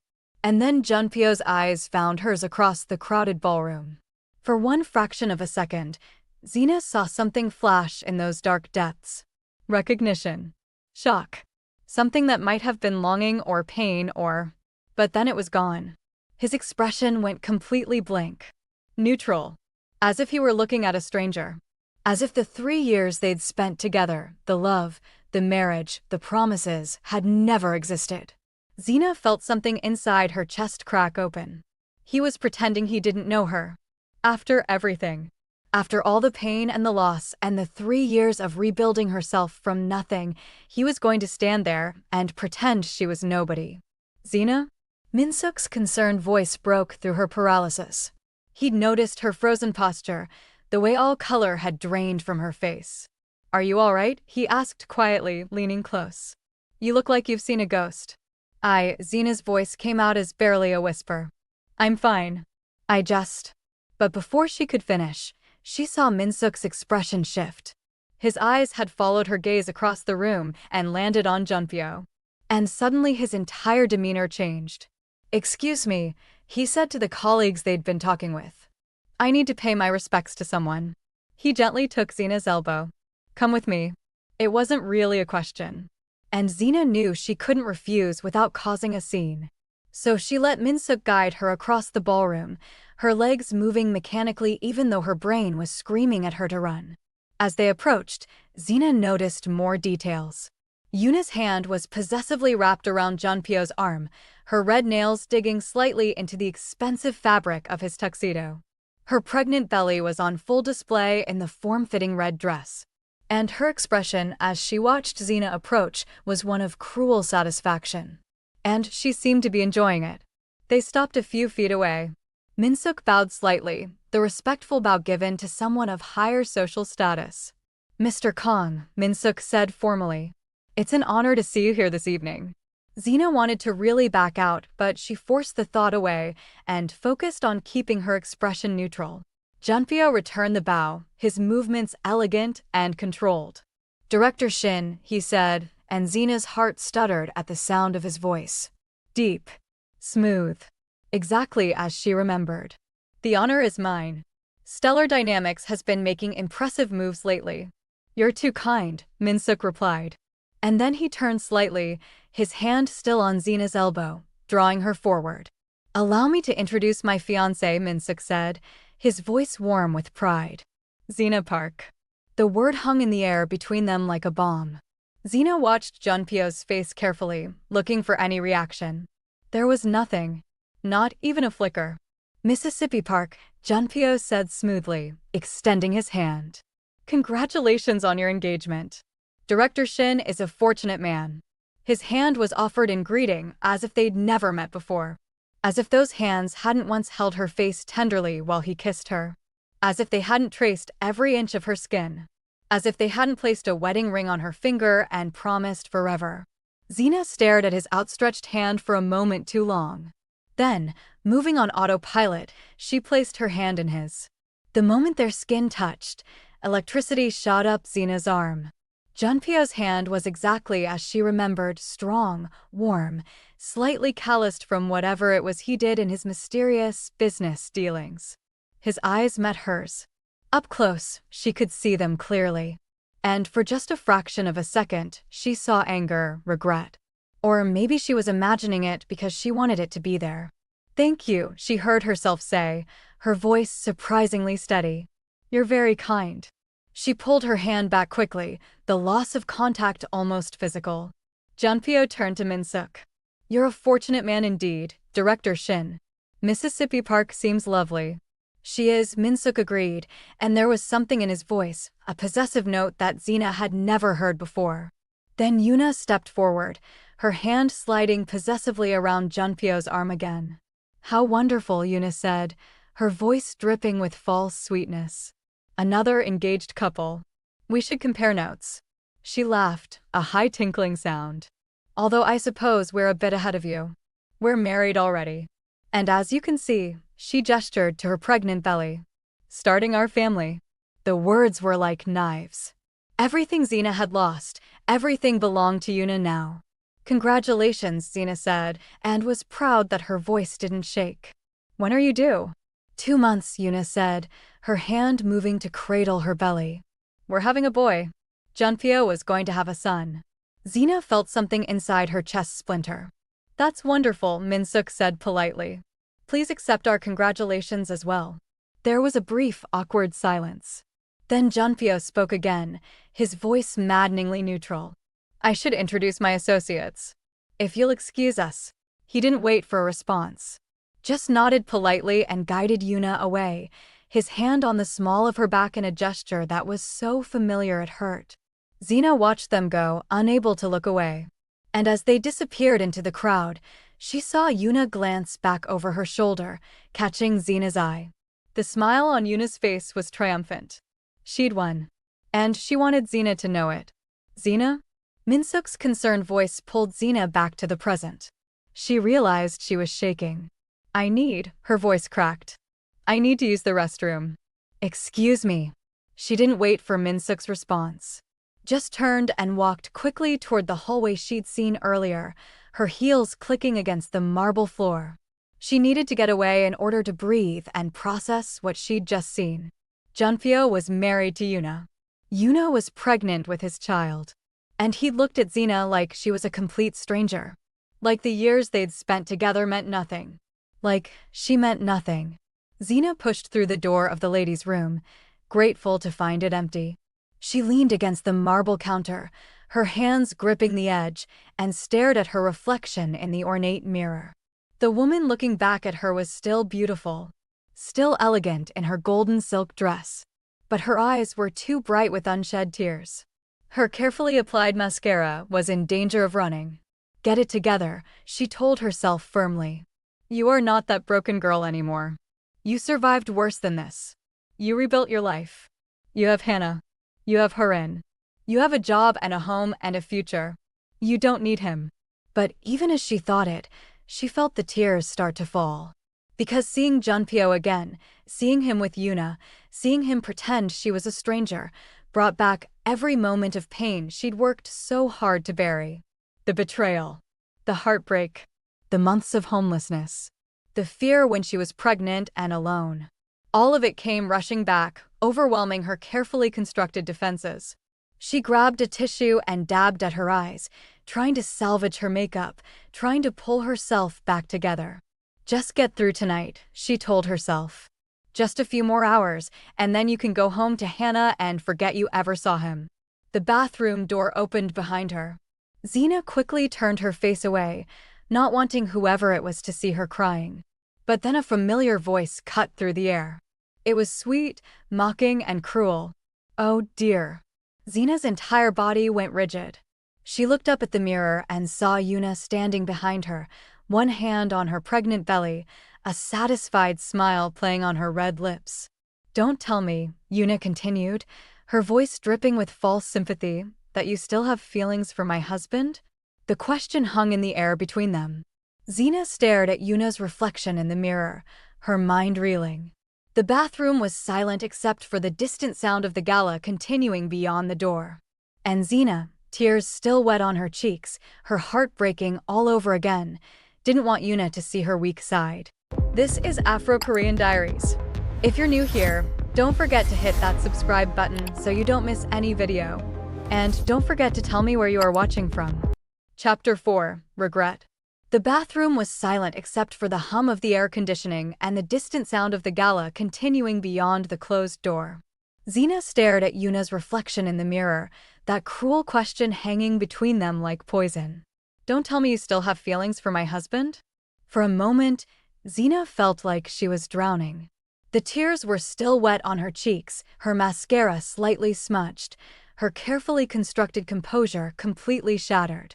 And Yuna was standing there, one hand on her pregnant belly, that smug, satisfied smile on her red lips, waiting for Zina to break down completely. But something inside Zina shifted. No. She'd survived too much, the streets, the hunger, the pregnancy alone, rebuilding her entire life from nothing to let this woman see her destroyed. She'd already cried, already shown weakness. That was enough. Zina grabbed a tissue and deliberately, slowly, wiped the tears from her face. She took a deep breath, squared her shoulders, and turned away from the mirror to face Yuna directly. When she spoke, her voice was steady. Cold, even. "What do you want, Yuna?" Yuna's smile faltered slightly at the unexpected composure in Zina's tone. "Excuse me.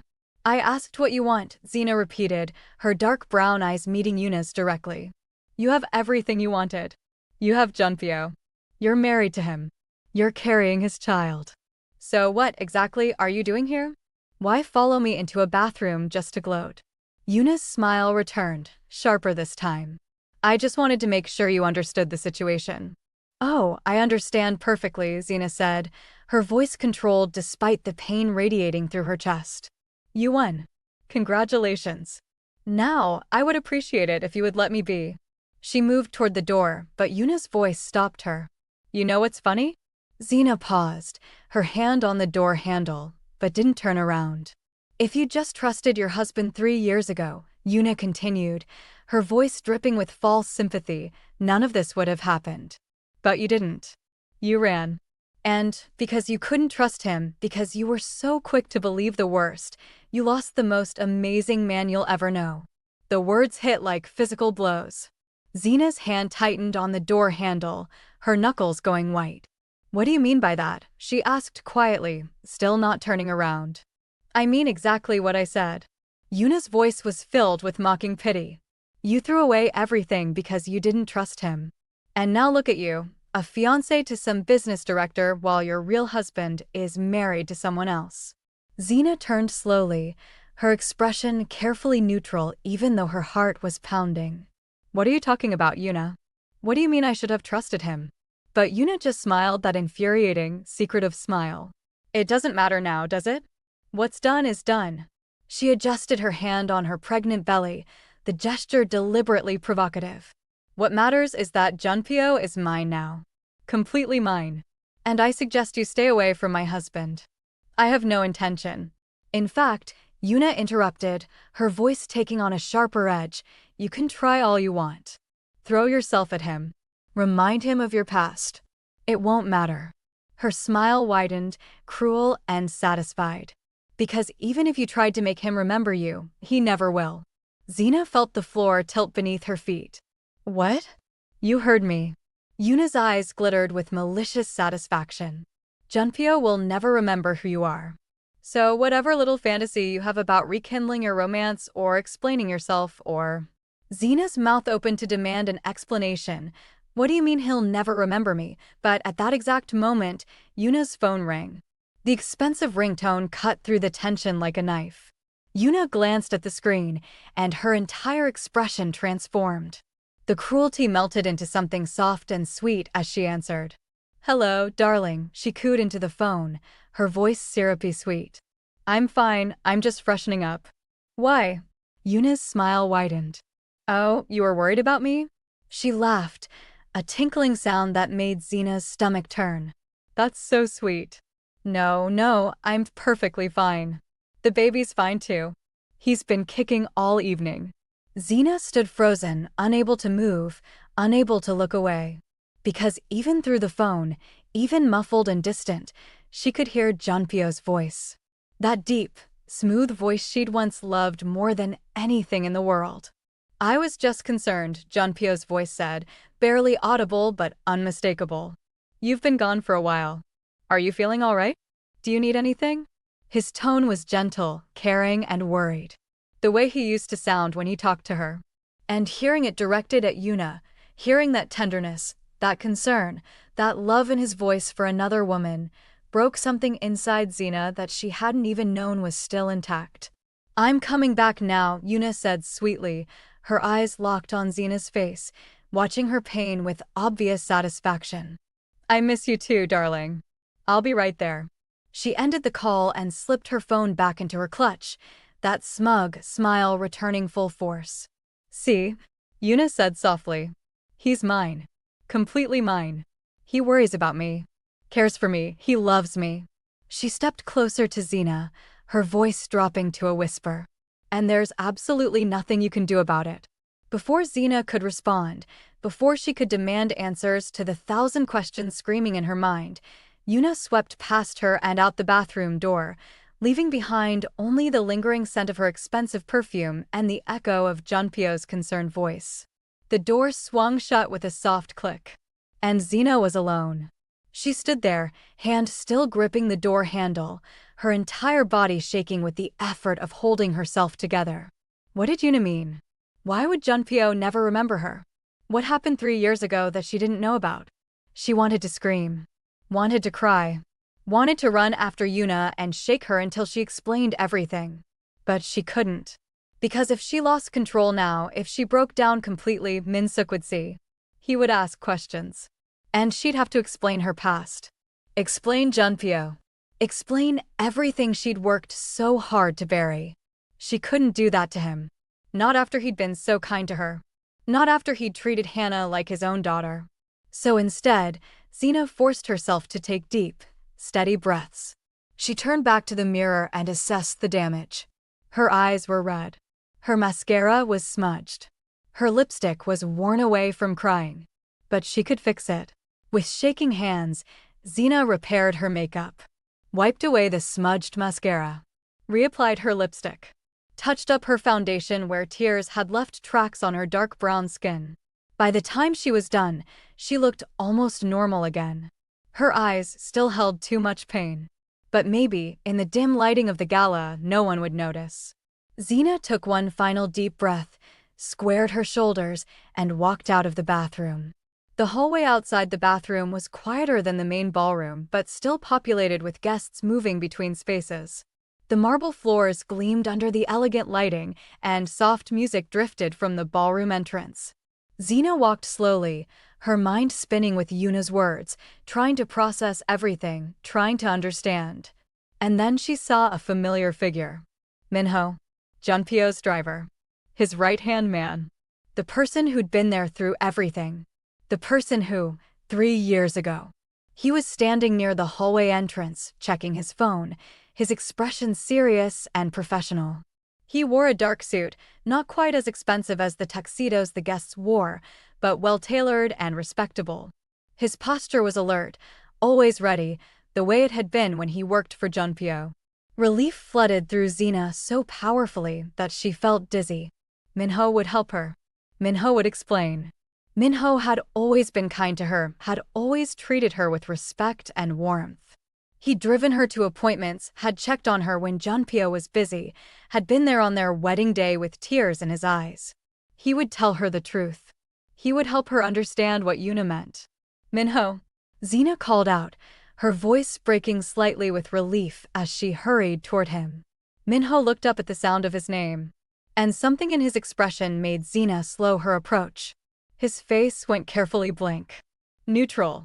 The warmth she remembered, the friendly smile, the kind eyes was nowhere to be seen. Instead, he straightened formally and bowed. Not the casual friendly nod he used to give her, but a deep, respectful bow. The kind you give to a stranger. To someone of higher social status that you've never met before. "Ma'am," he said politely, his voice formal and distant. Zina stopped a few feet away from him, confusion and hurt washing over her. "Minho," she said again, quieter this time. "It's me. It's Zina." What's going on?" Something flickered in Minho's expression, anger, she thought, sharp and hot, but it was gone so quickly she almost missed it. "I apologize, ma'am," he said, his tone still painfully formal, "but I have an important matter to attend to. If you'll excuse me." He started to walk past her, and panic surged in Zina's chest. "Wait." She reached out and grabbed his arm, stopping him. "Minho, please. I need to talk to you. I need to understand what's happening." Yuna said something. She said Junpyo won't remember me even if I try to make him remember. What did she mean? What happened? Please, you have to tell me. Minho looked down at her hand on his arm, then back up at her face. And the expression in his eyes made Zina's breath catch. It wasn't warmth. It wasn't the friendly concern she remembered. It was cold, and a disappointed facial expression. "Let go of my arm, ma'am," he said quietly. Zina released him immediately, stepping back, her heart pounding. "Minho, what? You want to know what happened?" Minho's voice was still quiet, but there was steel beneath it now. "You want me to explain?" "Yes," Zina whispered. "Please." Minho was silent for a long moment, his jaw working as if he were fighting with himself over whether to speak. Then he sighed, a heavy, tired sound. "The way you treated my boss 3 years ago," he said finally, his voice low and controlled, "cannot be compared to the way I'm treating you right now, ma'am." Zina flinched as if he'd struck her. "What?" "You left," Minho continued, his voice still quiet, but filled with suppressed emotion. "You didn't wait for an explanation. Didn't give him a chance to defend himself. You just left. Signed those divorce papers and disappeared like he meant nothing. Like we all meant nothing." "Minho, I saw." "You saw what you wanted to see," Minho interrupted, his voice hardening. "You saw what she wanted you to see. And instead of trusting your husband, instead of waiting for him to come home and explain, you ran." Tears were burning in Zina's eyes again, but she blinked them back furiously. "I thought he was with Yuna," she said, her voice breaking. "I saw the video. I heard his voice. I thought." "You thought wrong," Minho said flatly. "And because you didn't trust him, because you didn't wait, you destroyed him." The words hit like physical blows. "You once told me I was family," Minho continued, and now there was real emotion in his voice, hurt, betrayal, and disappointment. "You said that to me at your wedding. You said I wasn't just Junpyo's driver, that I was part of your family now. And I believed you. I cared about you. I was happy for you both." His jaw tightened. "But the day you left, I realized I was never really family to you. Because if I had been, you wouldn't have run without even saying goodbye. You wouldn't have left me a letter for my boss and then disappeared without a trace." "I'm sorry," Zina whispered, tears streaming down her face now despite her best efforts to hold them back. "Minho, I'm so sorry. I didn't know." "I don't want your apology," Minho said, his voice still cold. "I don't want anything from you except for you to stay away from my boss. But I need to understand what happened," Zina pleaded desperately. "Yuna said something about Junpyo not remembering me. What did she mean? What happened to him?" Minho's expression shifted slightly, and for just a moment, Zina saw something like pity in his eyes. But then it hardened again. "You want to know what happened?" he asked quietly. "Fine. I'll tell you. And then you'll understand why I have no sympathy for you right now." Zina nodded, her hands clasped together in front of her, trembling. Minho took a deep breath, as if steeling himself. "That night, the night you left, Boss Junpyo went with Yuna to see his mom who was about to die. But I saw." "You saw a fake video," Minho interrupted. "It was Yuna that met him that night. The way she sounded made my boss follow her to the hospital to see his dying mother." Minho gave Zina the full story of what really took place that night. He didn't want to mention the video that Yuna sent to her 3 years ago. He also knew about the video after he investigated everything, but he felt it was useless now because Yuna is already married to his boss. Zina's legs nearly gave out. She grabbed the wall for support, her vision blurring. What? You have never really trusted my boss, and that was why Yuna used that against you. Minho continued, his voice matter-of-fact despite the devastating information he was delivering. His mother. Zina whispered. Junpyo had never mentioned his mother to her. He only told her before that his father was late. And when she inquired about his mother, he said his mother was also dead. But Junpyo said before that his mother was dead. He used that word dead because his mother was dead to him the very day she chose to follow a wealthy man, leaving him and his father to suffer alone. Minho said, and his voice softened slightly, as if even he couldn't help but feel emotion when talking about this. Stage 4 cancer. She'd been given days to live. And despite everything, despite her abandoning him, despite her choosing another man over him, despite 15 years of silence, she asked to see him. One last time. And do you know why he wanted to see her? It was because of you. He didn't know how you would react if you heard that his mother was dying in the hospital, and he didn't see her for the last time. Zina pressed her hand over her mouth, a sob catching in her throat. Yuna told him that you would want him to forgive his mother. That you'd taught him about mercy and second chances. She played on his love for you to get him to agree to visit his dying mother. Oh God, Zina whispered. So he went, Minho said. He went to that hospice. And he sat by his mother's bedside while she apologized. While she begged for forgiveness. While she told him she'd made terrible mistakes and that she'd never stopped loving him. Minho's voice grew rougher with emotion. And boss Junpyo, he forgave her. Because of you. Because you'd taught him that holding on to hatred only destroys the person carrying it. He held his mother's hand while she died. He was there for her last breath. He gave her peace. Tears were streaming down Zina's face now, her carefully repaired makeup ruining again, but she didn't care. After everything, he told me that night that he wanted to come home to explain everything to you and probably cry out his pains in your arms, but you were nowhere to be found. No, Zina sobbed. No, no, no. When Minho spoke again, his voice was hard. You left before he even got home. You didn't wait. Didn't question. Didn't trust him. You just signed those divorce papers and ran. Zina sank against the wall, her legs finally giving out. She slid down until she was sitting on the floor, her golden dress pooling around her, her hands covering her face as sobs racked her body. She didn't care that people were staring. She didn't care about anything except the crushing weight of what she'd done. When boss Junpyo came home that night, Minho said, his voice quieter now but no less harsh, he'd just watched his mother die. He was exhausted, emotionally drained, grieving. And he found your letter. Found those divorce papers. And the penthouse was empty. Minho crouched down so he was at eye level with Zina, though he didn't touch her. He called me at 2 in the morning. And his voice cracked slightly. I've never heard him sound like that. He sounded broken and destroyed. He couldn't understand why you'd left. What he'd done wrong. He kept saying he'd just been with his dying mother. That his battery died on his way to the hospice. He couldn't understand how everything had fallen apart in the span of a few hours. Zina couldn't breathe or think. She only cried. He made up his mind with so much difficulty that since it was your wish for him not to find you and since you never really trusted him, he decided to let you be, Minho said to Zina, who was still sobbing silently. I didn't know, Zina sobbed. I didn't know any of this. I thought he'd betrayed me. I know what you thought, Minho said coldly. But you should have trusted him. You should have waited. You should have given him a chance to explain. He stood up, looking down at her with an expression that was equal parts pity and contempt. So no, ma'am. I don't have sympathy for you right now.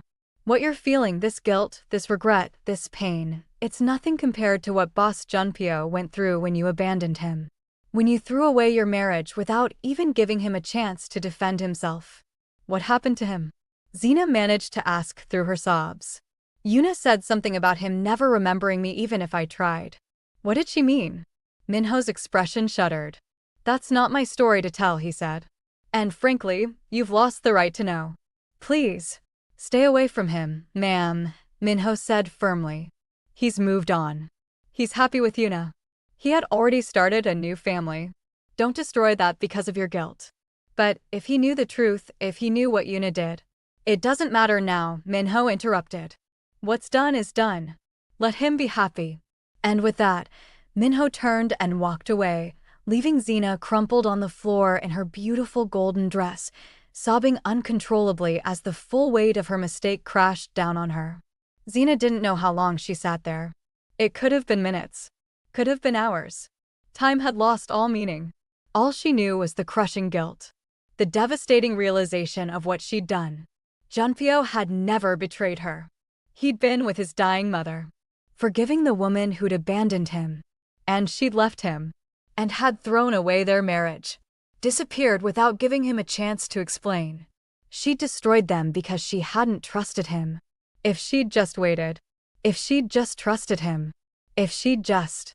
Zina? The gentle voice cut through her spiraling thoughts. She looked up through blurry eyes and saw Minsuk crouching beside her, his expression filled with concern. Zina, what happened? Are you hurt? She shook her head, unable to speak past the lump in her throat. Minsuk's eyes scanned her face, taking in the ruined makeup, the tears, the devastation written across her features. Do you want to go home? He asked gently. Zina nodded immediately. Yes. She needed to go home. She needed to get out of here and process everything she'd just learned. Okay, Minsuk said softly. He stood and offered her his hand. Come on. Let's get you out of here. Zina took his hand and let him pull her to her feet. Her legs were shaky, but Minsuk's arm around her waist kept her steady. He didn't ask what happened. Didn't push for explanations. Just quietly guided her toward the exit, his presence solid and comforting. They'd almost made it to the main entrance when Zina heard familiar voices. She looked up and saw Junpyo and Yuna emerging from the ballroom, clearly leaving as well. Yuna was laughing at something Junpyo had said, her hand wrapped around his arm, her pregnant belly prominent between them. And Junpyo. Junpyo was smiling. A small, gentle smile as he looked down at Yuna. And then, as Zina watched, unable to look away, Junpyo reached out and placed his hand on Yuna's pregnant belly. Hey there, little one, he said softly, his voice full of warmth and tenderness. Are you being good for your mama tonight? Yuna's smile widened. He's been kicking all evening. I think he's excited about all the people. He's going to be just like his father, then, Junpyo said with a quiet laugh. Always wanting to be in the middle of everything. He leaned down slightly, speaking directly to Yuna's belly. But you be gentle with your mama, okay? She needs her rest. The scene was so intimate. So full of love and tenderness that Zina felt something inside her chest simply shatter. She imagined herself in Yuna's place. Imagined Junpyo's hand on her belly instead. Imagined him talking to their child with that same gentle voice. If she'd just trusted him. If she'd just waited for him to come home. If she'd just… Good evening again, Director Shin. Junpyo's voice cut through her thoughts, formal and polite. Minsuk had paused near the entrance, clearly intending to bid farewell to Junpyo as protocol dictated. Good evening, Mr. Kong, Minsuk replied. Thank you for attending tonight. Junpyo nodded graciously. It was a successful event. Congratulations on the merger. Thank you. There was a brief pause. Zina felt Junpyo's eyes slide past her, not even pausing, not even acknowledging her presence, before returning to Minsuk. I hope you and Mississippi Park have a good evening, Junpyo said politely. And then he turned away, guiding Yuna toward a waiting car, his hand still protectively on her back. He didn't look back. Didn't acknowledge Zina at all. As if she were invisible. As if she were nothing. Minsuk's hand tightened slightly on Zina's waist, the only indication he'd noticed her reaction. Come on, he said quietly. Let's go home. The drive back to the penthouse was silent. Minsuk sat beside her in the limousine, not speaking or pushing, just offering quiet support. When they arrived, he walked her to her door. Thank you, Zina managed to say, her voice hoarse from crying. For tonight. For helping you. I'm sorry Don't apologize, Min-suk said gently. You did me an enormous favor. I should be thanking you. He hesitated, then added quietly, are you going to be all right? Zina nodded, even though they both knew it was a lie. Okay, Min-suk said softly. He squeezed her hand once, gently, and then left. Zina stood in the doorway and watched him go. Then she stepped inside her penthouse and closed the door. The space was dark, empty, and silent. Hannah was in Harin's place for a sleepover, giving Zina the night to herself. If you are enjoying this story, please subscribe, like, and share so that our target of 5K views and 2K subscribers would be used to unlock the next epic romance tale. Back to the story. Which meant Zina was completely alone. She walked through the penthouse in a daze, her heels clicking on the hardwood floors, her golden dress rustling with each step. The penthouse didn't feel like a home anymore, it felt like a tomb. Zina made it to her bedroom before her legs gave out. She sank onto her bed, her carefully styled hair falling around her face, her makeup completely ruined, and she finally let herself break. She cried, sobbed, wailed. She cried for Junpyo sitting by his mother's deathbed, forgiving a woman who'd abandoned him. She cried for the marriage she'd destroyed because she hadn't trusted him. She cried for the life they could have had, the child they could have raised together. She cried until her eyes were so swollen she could barely see, until her throat was raw, until her chest ached from the force of her sobs. And through it all, questions circled endlessly through her mind. Why did Junpyo act like she was a stranger? Why didn't he even acknowledge her? What did Yuna mean when she said he'll never remember her? If he knew the truth, if he knew what Yuna did, would he forgive her? Why did he marry Yuna if he was innocent? Does he hate her that much? Does he blame me for leaving? Or has he truly moved on and forgotten me completely? The questions had no answers. And as Zina lay in her empty bed, in her empty penthouse, surrounded by all the material comfort she could want but completely alone, she realized with crushing clarity. She'd lost him. Not because he'd betrayed her, but because she hadn't trusted him. And now it was too late. He'd moved on. He was happy with Yuna. He was about to become a father. And he looked at Zina like she was a stranger. Like she meant nothing. Like she'd never meant anything at all. This is my fault, Zina thought as dawn began to creep through her windows, her eyes finally dry because she had no tears left. I did this. I destroyed us. And now I have to live with that for the rest of my life. If you're new here, and you are enjoying the story, please subscribe, like, share, and comment your thoughts about the story. Now let's dive into Chapter 5. Chapter 5. Strange Desire. The next morning Zina stood at the floor-to-ceiling window of her penthouse, watching the sun rise over Busan's skyline. The city was waking up, cars filling the streets, people starting their daily routines, the world moving forward as if nothing had changed. But everything had changed. She'd cried all night. Cried until her eyes were so swollen she could barely open them. Cried until her throat was raw and her chest ached from the force of her sobs. Cried until there were simply no tears left. And now, in the pale morning light, Zina made a decision. No more crying. What was done. Tears wouldn't change the past. Wouldn't bring Junpyo back. Wouldn't erase her mistakes. As her grandmother used to say, there was no point crying over spilled milk. Zina took a deep breath and squared her shoulders. She still had Hannah. She still had her job. She still had her life. She would move forward. She had to. The sound of the front door opening pulled Zina from her thoughts. Mommy! Hannah's excited voice filled the penthouse as the little girl came running in, her pigtails bouncing, her face lit up with joy. Behind her, Harin appeared, slightly out of breath from trying to keep up with the energetic soon-to-be 3-year-old. Someone missed you, Harin said with a smile, though her eyes were concerned as they took in Zina's swollen face. Zina knelt down and caught Hannah in her arms, breathing in her daughter's familiar scent, baby shampoo and the strawberry yogurt she'd probably had for breakfast. I missed you too, baby, Zina whispered, holding her daughter tight. This was what mattered. This beautiful, perfect little girl who looked at Zina like she hung the moon. Everything else could fall apart. But as long as she had Hannah, she could survive. Mommy, can we go to the park today? Hannah asked, pulling back to look at Zina with those big dark eyes that were so much like Junpyo's it hurt. Please? I want to play on the swings. Zina hesitated. Her first instinct was to say no, to stay in the safety of the penthouse where she could hide from the world. But then she looked at Hannah's hopeful face and realized that hiding wouldn't help either of them. Fresh air might actually do her some good. A distraction. A chance to focus on something other than the crushing weight of her regret. Of course we can go to the park, Zina said, managing a smile. Let's get you changed into play clothes. Yay! Hannah squealed, already running toward her room. Harin moved closer to Zina, her voice dropping to a concerned whisper. Are you okay?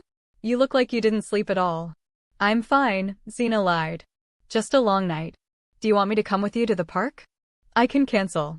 No, Zina interrupted gently. Didn't you say you had a date today? Harin's cheeks immediately flushed pink. It's not really a date. It's just coffee. With someone. Despite everything, Zina felt a small smile tug at her lips. Someone who makes you blush like that?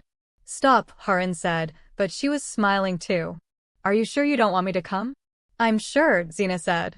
Go on your date. Hannah and I will be fine. Harin studied her face for a moment longer, then nodded. Okay, but call me if you need anything.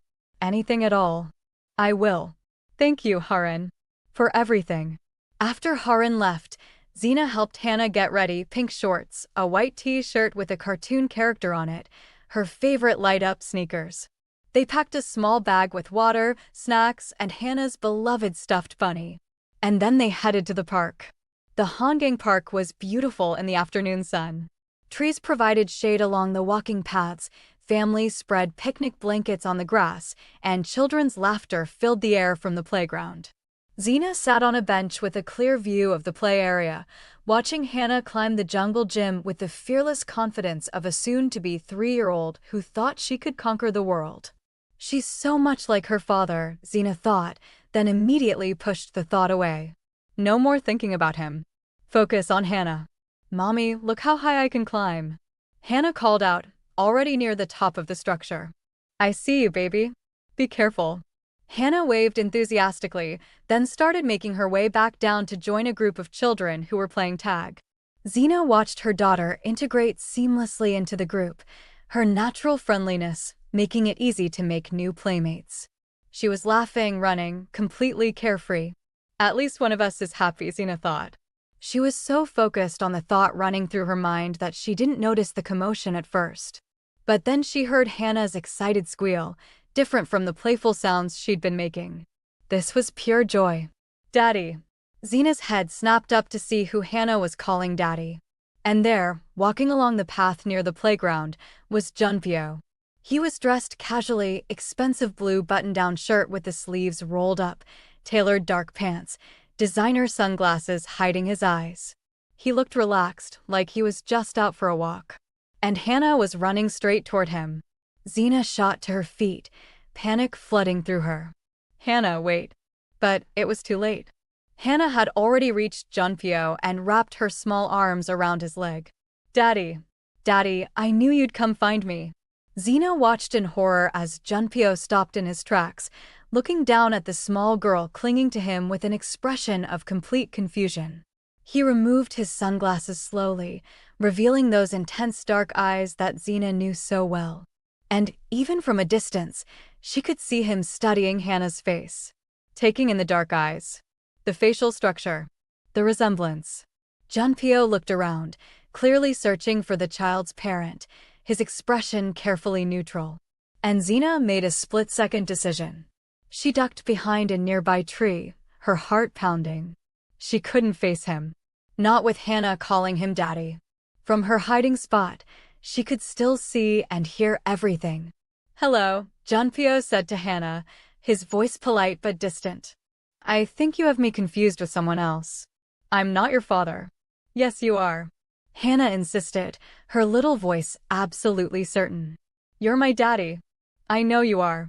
Junpyo's expression remained neutral, but Zina could see the slight tension in his shoulders. He was uncomfortable. Where are your parents? He asked, looking around again. And then another voice joined the conversation. Hannah. Minsuk. Zina watched as Minsuk jogged up to them, slightly out of breath, a smile on his face that faltered when he saw who Hannah was clinging to. Mr. Kang, Minsuk said, clearly surprised. I'm sorry, she must have run off while I wasn't looking. Minsuk lied. Junpyo's expression shifted slightly recognition, though still formal. Director Shin. Your daughter. There was the briefest hesitation. Then Minsuk smiled and nodded. Yes. This is Hannah. She's quite attached to people who look like her father. The lie came so smoothly that Zina felt a pang of gratitude mixed with guilt. I see, Junpyo said. He looked back down at Hannah, who was still clinging to his leg. Young lady, I'm not your father. You should go back to your dad. But you're my daddy. Hannah's eyes were filling with tears now, her little face scrunching up in distress. Zina felt so guilty that she came out of her hiding spot to go and meet her daughter.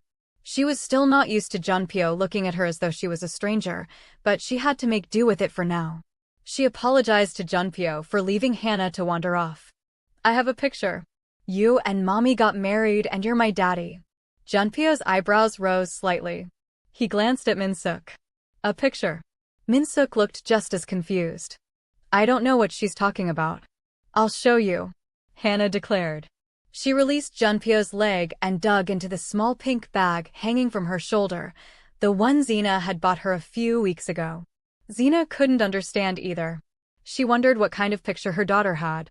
Hannah pulled out a photograph. A slightly crumpled, well-loved photograph that she must have found somewhere in the penthouse. Zina's wedding photo. The one she'd hidden in a box at the back of her closet, thinking it was safely out of reach. Hannah held it up proudly. See?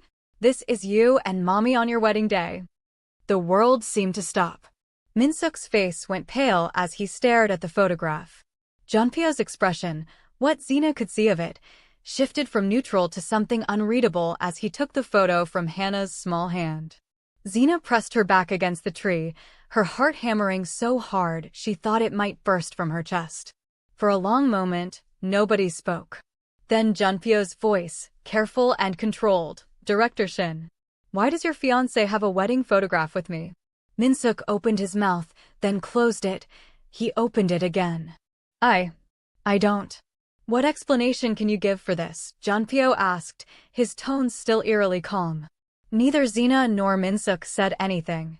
I'll ask again, why does your fiancé have this photograph? Zina couldn't see Minsuk's. I honestly don't know, Mr. Kang. I've never seen this photo before. Both men turned, clearly looking at Zina now.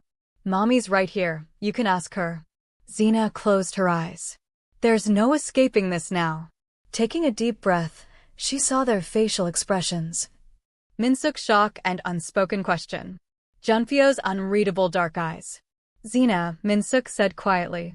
What's going on? But it was Junpyo who spoke next, his voice cold and formal. Mississippi Park. I believe you have some explaining to do. Zina looked at him and felt anger surge through her grief. He was still pretending. Still acting like she was a stranger. Even with the photograph right there in his hand. Even with Hannah calling him daddy. Still pretending he didn't know her. The tears that had been threatening spilled over. This photo, Zina said, her voice shaking with emotion. It must be photoshopped. Someone playing a prank.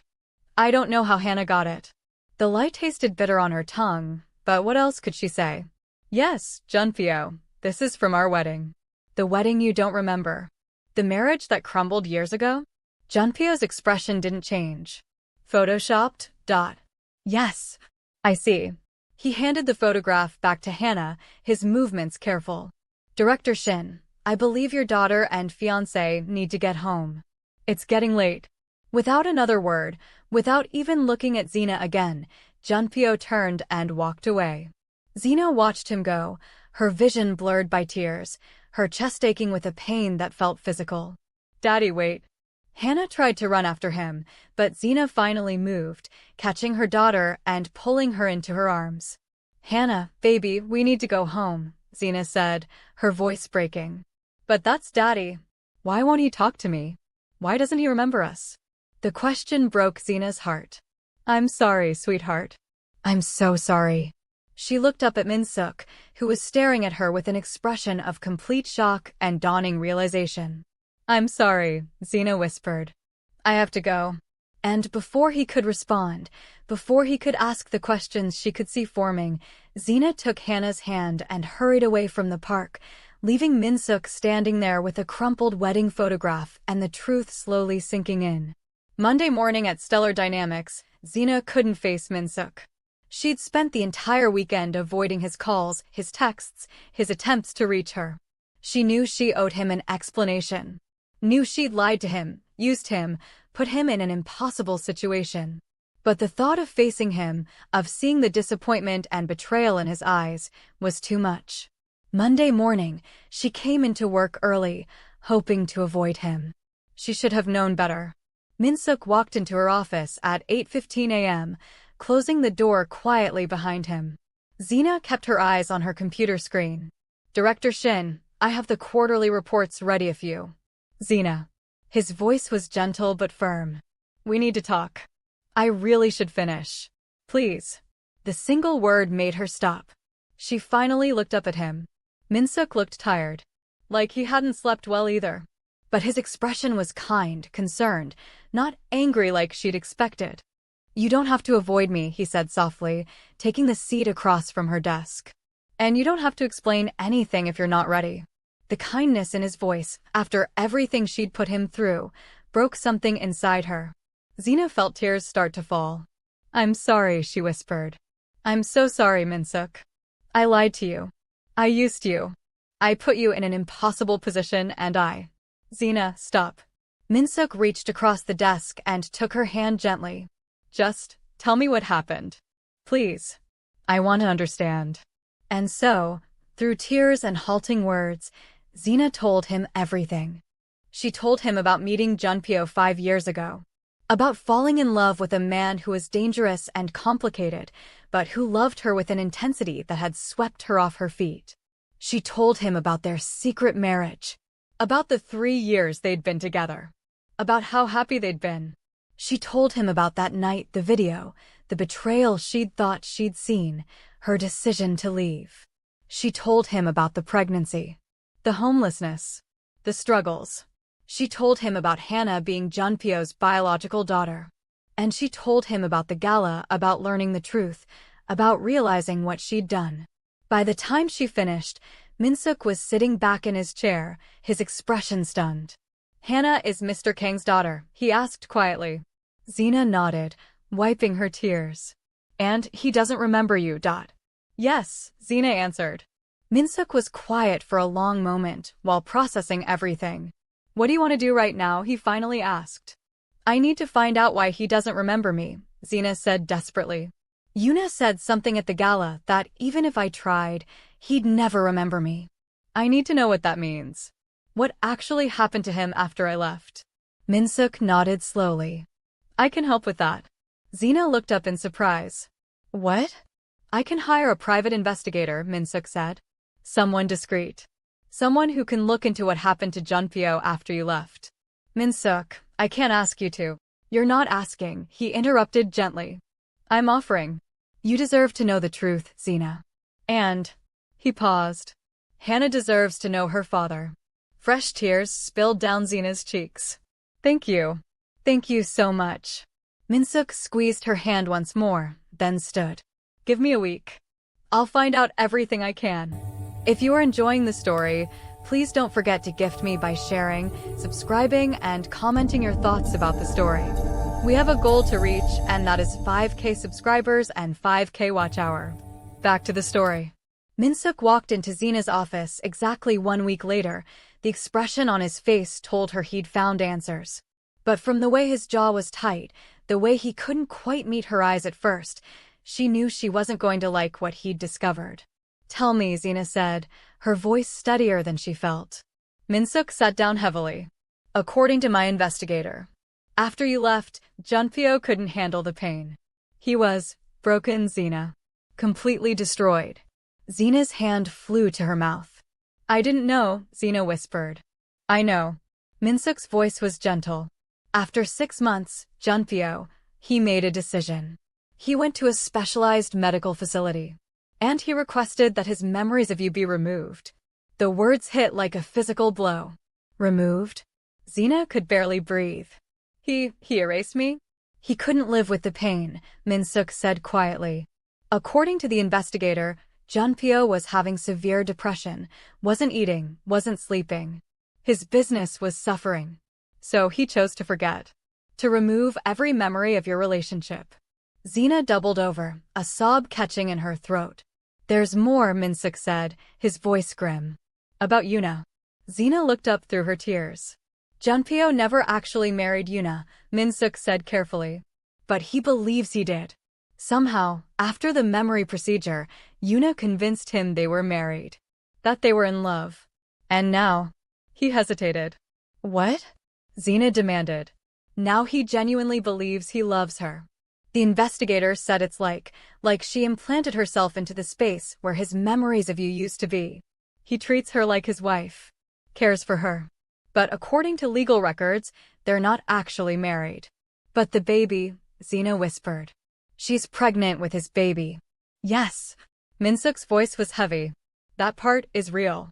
Zina felt like she was going to be sick. Junpyo had erased her. Chosen to forget their love rather than live with the pain of her leaving. And Yuna had swooped in and filled the void. Is there? Zina's voice was barely audible. Is there any way to reverse it? To make him remember? Min-suk's expression was pained.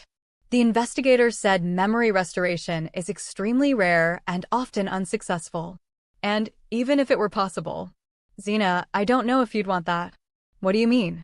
If Junpyo remembered everything, your love, your marriage, your leaving, he'd also remember the pain. All of it. The devastation. The betrayal he felt. It could destroy him all over again. Zina put her head in her hands and cried. She'd lost him. Not to Yuna. Not to time. She'd lost him to her own mistake, to his unbearable pain, to a medical procedure that had erased their entire history. He didn't look at her like a stranger because he was pretending. He looked at her like a stranger because to him, she was really a stranger. 2 days later, Zina walked through the streets of Busan in a daze.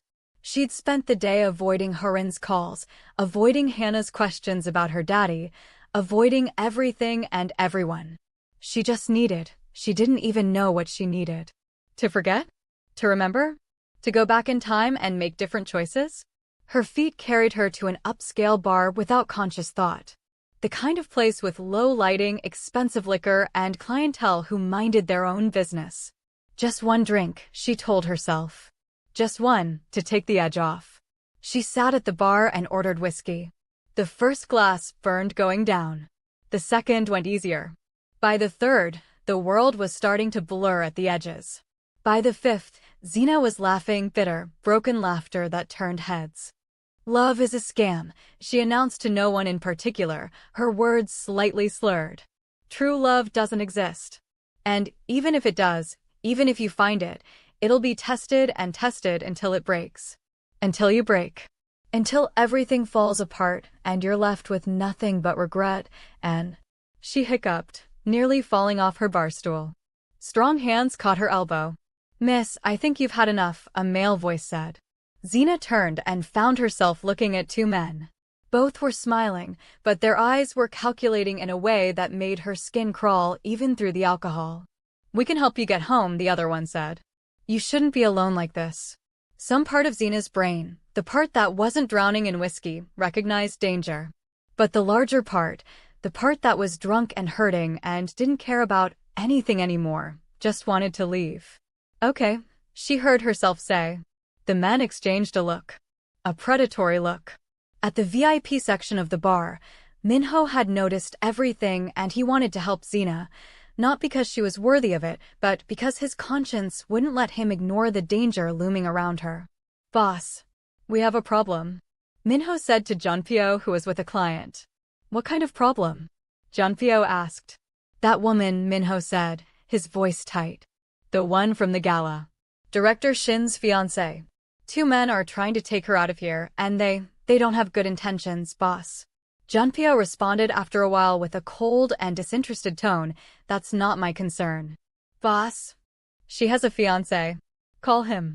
I don't have his number, Minho said, and there was an edge of desperation in his voice. Boss, please. Just look at those men. You know what they're planning to do to her. There was a long pause between them, then a heavy sigh. Fine. But make it quick.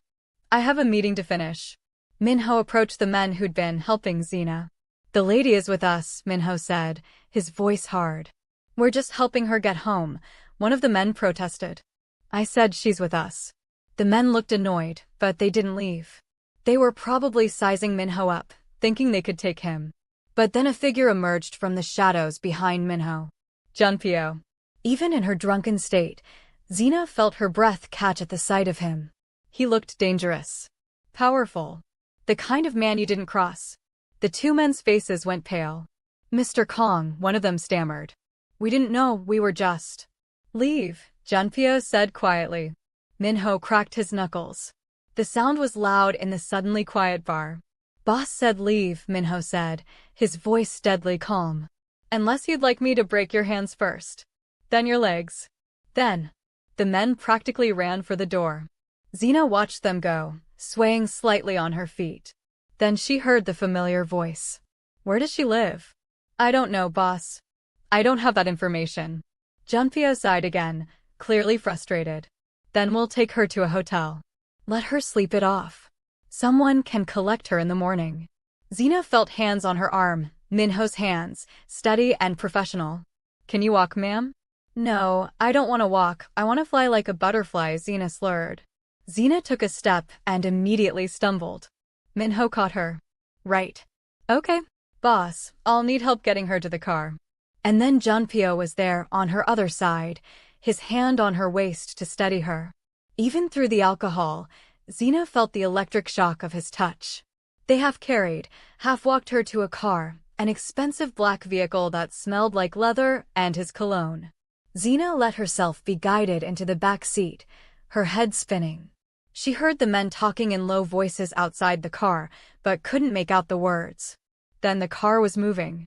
And somehow, Zina fell into a drunken sleep. Zina woke to the sensation of being carried. She blinked her eyes open and found herself staring at Junpyo, but in her drunken state, she wanted to lick Junpyo like a lollipop because she felt he was so handsome and it would be a waste to let him go untouched. She didn't know where she was being taken to. Mr. Handsome, where are you taking me to? Zina asked in her drunken state. A hotel. You'll stay here tonight. Sleep off the alcohol. Someone will contact your fiancé in the morning to collect you. Junpyo answered. The elevator doors opened. Junpyo carried her inside. Zina's head was still spinning. The elevator dinged. Junpyo carried her down a hallway and stopped at a door. He somehow managed to unlock it while still holding her, then carried her inside. The room was beautiful, elegant, and expensive. Junpyo walked to the bed and gently set her down. There's water on the nightstand, he said, his voice formal. Try to drink some before you sleep. You'll feel better in the morning. He turned to leave. And Zina, still drunk but suddenly unable to let him go, reached out and grabbed his collar. Where are you going, Mr. Handsome? He stopped, looking down at her hand on his expensive shirt with an expression of careful patience. Mississippi Park, you need to rest. Who is Mississippi Park? Zina asked. It's your name, Junpyo answered. Junpyo gently tried to remove her hand from his collar. You're drunk. You should sleep. But Zina's grip tightened. And instead of letting go, she pulled herself up and wrapped her arms around him. She buried her face in his chest and held on like he was the only solid thing in a world that was spinning out of control. Please, she whispered.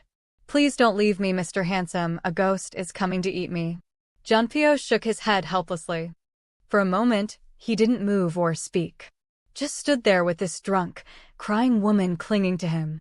Then, gently, he tried to pry her arms loose. Mississippi Park, get a hold on yourself. Junpyo's hands paused on her arms. I will call someone to come and help you change, he said quietly.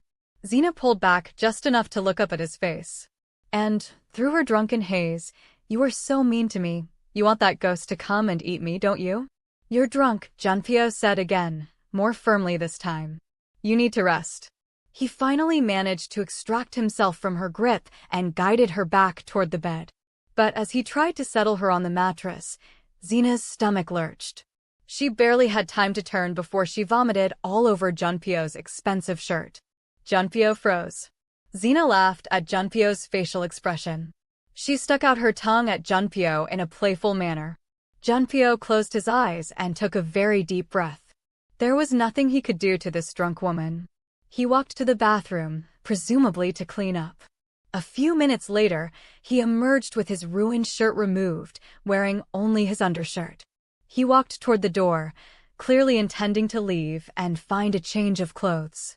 But when he tried the door, it didn't open. He tried again. Nothing. What?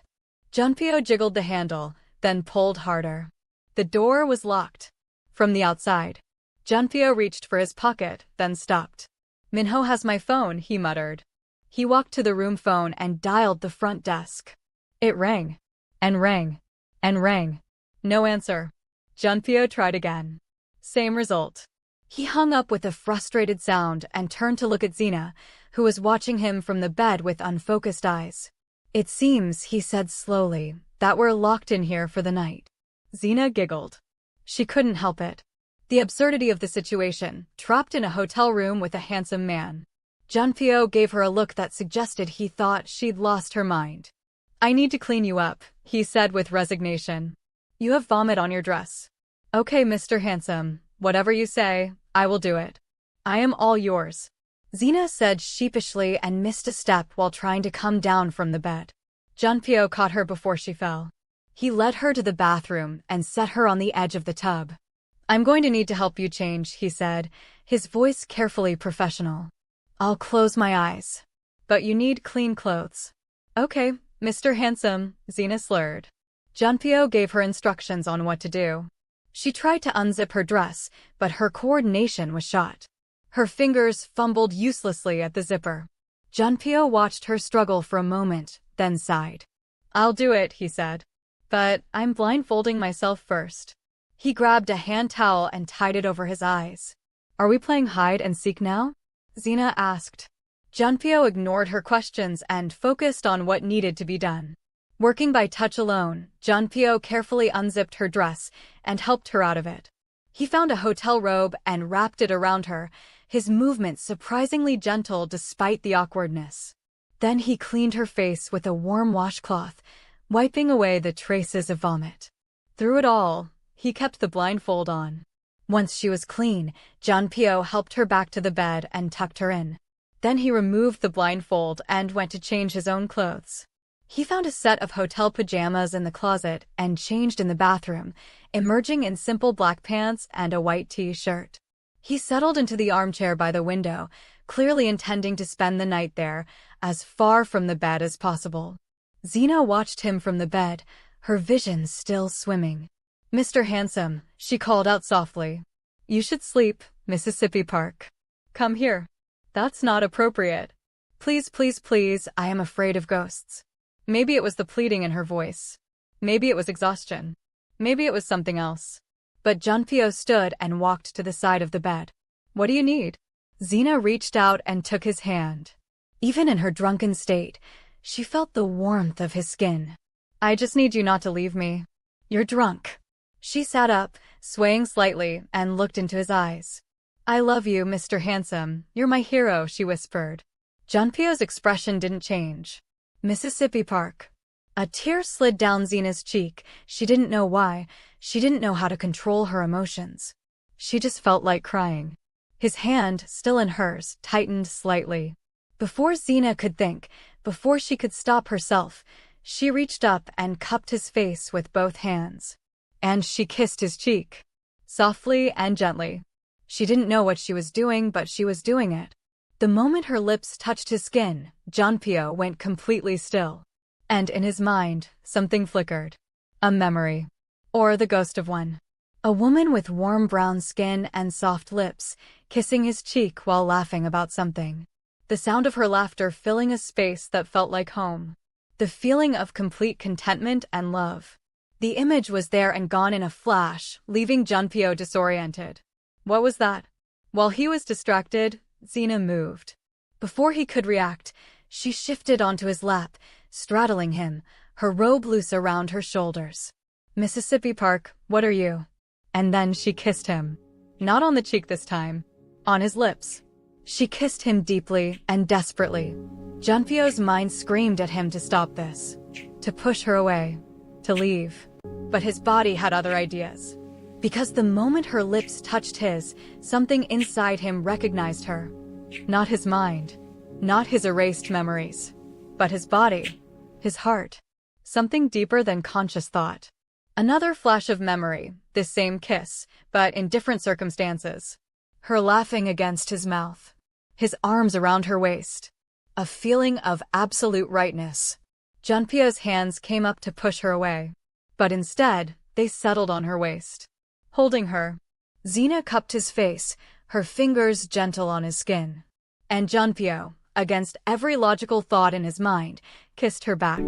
His hands tightened on her waist, pulling her closer. Zina responded immediately, her fingers threading through his hair, her body pressing against his. She tasted like whiskey and tears and something that felt achingly familiar. I know this, some part of his mind whispered. I know her. But that was impossible. He'd never met her before the gala. He was sure of it. Wasn't he? Zina's hands moved to his chest, fingers clutching his T-shirt. And Junpyo felt something inside him break. Or maybe it was something being repaired. He stood, lifting her with him, and laid her gently back on the bed. She looked up at him, her eyes dark and filled with desire. She continued to kiss him.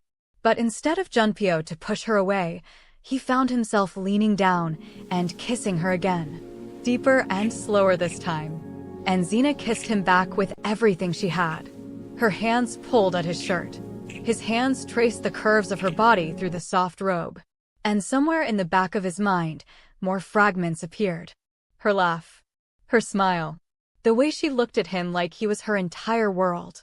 The feeling of being loved so completely that nothing else mattered. And Junpyo, lost in a haze of recognition and desire, and something that felt terrifyingly like love, surrendered. He kissed her neck, her shoulder, her collarbone. And she responded with soft sounds that seemed to bypass his conscious mind and speak directly to something buried deep inside him. I know those sounds. I know this woman. His hands found the tie of her robe. Slowly, giving her time to stop him, he loosened it. She didn't stop him. Instead, she reached for him, pulling him closer. And as they came together, as their bodies moved in a rhythm that felt both new and ancient, Junpyo felt fragments of memory continue to flash through his mind, but as it came, he still didn't recognize her. He only felt that everything that was happening felt insanely right. And as they moved together, lost in each other, Junpyo stopped fighting the feeling. For this moment, in this room, with this woman, he let himself feel everything. I hope you are enjoying the story so far. I want you to support my channel by sharing this video and also subscribing to my channel. Also comment your thoughts about the story. Now let's enter the season finale of the story. Chapter 6. Happily Ever After. The next morning after their passionate night, Junpyo's eyes opened slowly, consciousness returning in fragments. Soft sheets. Warm sunlight filtering through hotel curtains. The unfamiliar ceiling of a room that wasn't his. And then awareness crashed down on him like a tidal wave. He was naked. There was a woman in his arms. Also naked. What that the curse died in his throat as he jerked away from the sleeping form beside him, scrambling to put distance between them. The sudden movement woke Zina. Her eyes fluttered open, still heavy with sleep, and for one blissful moment, she smiled a soft, content smile that spoke of happiness and love. Then reality registered. The sunlight. The nakedness. Junpyo's horrified expression as he stared at her. Zina's eyes widened, and she immediately grabbed the sheet, covering herself. Junpyo. But he was already moving, practically falling off the bed in his haste to get away from her. He grabbed his clothes from where they'd been discarded on the floor, pulling them on with jerky, angry movements. Zina watched him, her heart sinking with each passing second. Junpyo, wait, she tried again, her voice small. Can we? Can we talk about what happened? There's nothing to talk about, Junpyo said coldly, not looking at her as he buttoned his shirt. This was a mistake. The word cut through Zina like a knife. He just called their passionate night a mistake. Are you? Her voice cracked. Are you just going to leave? After everything we... I'll pay for the damages, Junpyo interrupted, his tone flat and businesslike. Whatever compensation you think is appropriate for last night. I'll transfer the money to your account. Zina felt something inside her chest ignite. Pay? She stood up, clutching the sheet around her, her voice rising with hurt and anger. You think I want your money? What else would you want? Junpyo finally looked at her, and his expression was cold. Distant. Like she was nothing more than a transaction. I want you to remember. Zina's voice broke on the last word. I want you to remember who I am. Who we were. What we had. You're delusional, Junpyo said harshly. I don't know you. I've never known you. Whatever you think happened between us. I made a mistake. Zina's words came out in a rush and desperate tone. 3 years ago, I made a terrible mistake. I didn't trust you when I should have. I left when I should have stayed. I believed a lie when I should have believed in you. And I'm sorry. I'm so sorry. Junpyo's expression didn't change. I don't know what you're talking about. The little girl you met at the park, Zina continued, tears streaming down her face now. Hannah. The one who called you daddy. She's your daughter, Junpyo. Our daughter. She's almost 3 years old and she's yours and... You're insane, Junpyo said, his voice hard. He moved toward the door. Stay away from me, Mississippi Park. I don't know what kind of game you're playing, but I want no part of it. There's one way to prove it. Zina called out desperately as his hand touched the door handle. A DNA test. We can do a DNA test and you'll see that I'm telling the truth. Hannah is your daughter. Junpyo paused and then turned back to look at her. And the expression on his face made Zina's blood run cold. It wasn't love. It wasn't recognition. It wasn't even anger. It was disgust. Let me make something very clear, Junpyo said, his voice quiet and deadly. I don't know you. I don't remember you. And I don't want to. Stay away from me. Stay away from my life. What happened last night was your doing. You forced yourself on me while I was trying to help a drunk stranger. I am not at fault here. Junpyo, please. The door clicked open. Minho stood in the hallway, looking rushed and apologetic. Junpyo turned on him immediately, anger flashing in his eyes. Who locked this door last night? He demanded. And why didn't you come looking for me when I didn't return? Minho bowed deeply. I'm sorry, boss. There was an emergency I had to handle. I brought you fresh clothes. He held out a garment bag. Junpyo snatched it from him and walked out of the room without another glance at Zina. She stood there, wrapped in a hotel sheet, watching the man she loved walk away from her again. And she broke. Sobs racked her body as she sank to the floor, not caring any more about dignity or pride or anything except the crushing pain in her chest. Minho hesitated in the doorway, clearly torn between following his boss and something else. Mississippi Park, he said quietly. Zina looked up at him through her tears. The little girl, Minho said carefully.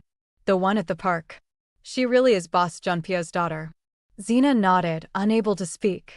Minho's expression shifted, something lighting up in his eyes before he quickly controlled it. Do you want to save your marriage? He asked suddenly. Zina blinked. What? Your marriage to Boss Junpyo, Minho said. Do you want to save it? Do you want him back? More than anything, Zina whispered. Minho nodded slowly. Then I'll help you. And then he told her everything. He told her about the memory erasure procedure. About how Junpyo had been so broken after she left that he'd chosen to forget rather than live with the pain. He told her about Yuna. About how she'd somehow learned about the procedure and bribed the doctor to replace Zina's memories with her own. How she'd inserted herself into the void and convinced Junpyo that he loved her. I wanted to stop it, Minho said, his voice heavy with regret. But you'd already run away. I thought there was no point. That you'd moved on.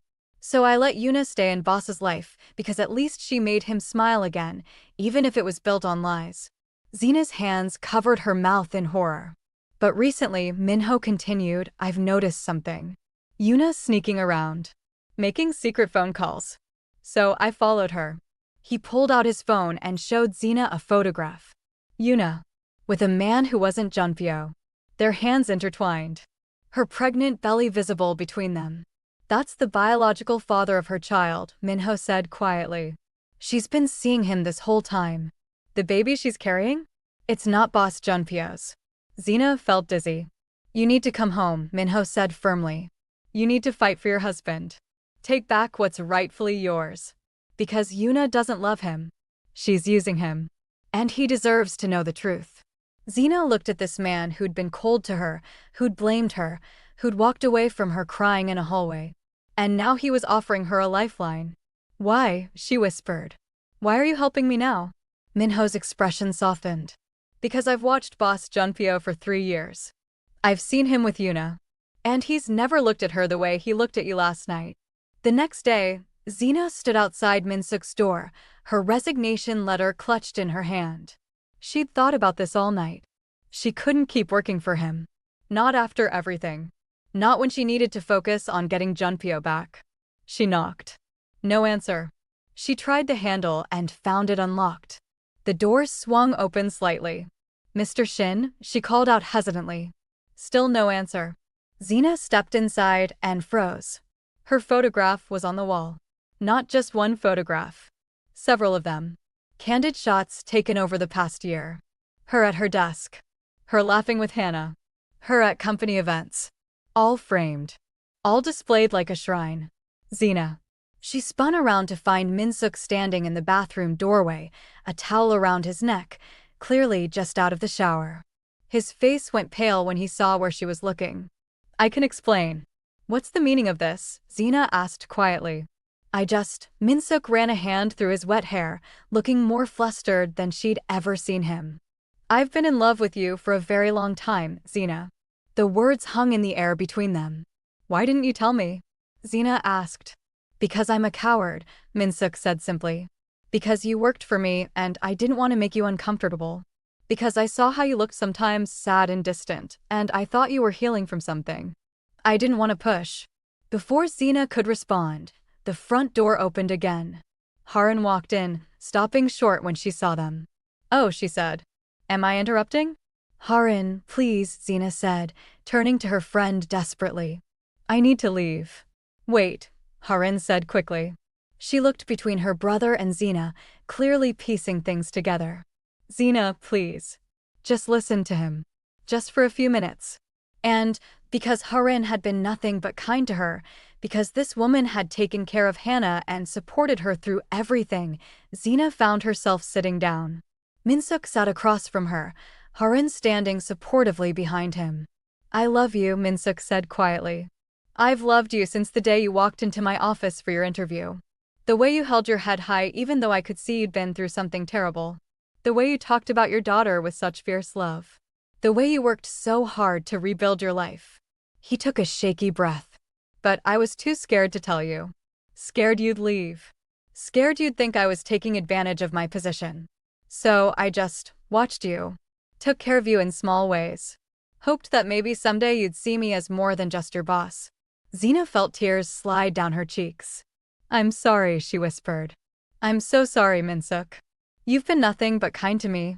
You've helped me more than I can ever repay. But I can't. I don't feel the same way. I know, Minsuk said, and he was crying now too. I know you're still in love with him. With Junpyo. Zina handed him the envelope.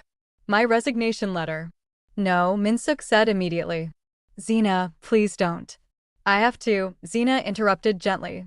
I need to save my family, Minsuk. I need to get Junpyo back. I need to remove Yuna from his life before she destroys him completely. I can't do that while working for you. It wouldn't be fair to either of us. Minsuk stared at the envelope for a long moment. Then he looked up at Harin. She nodded.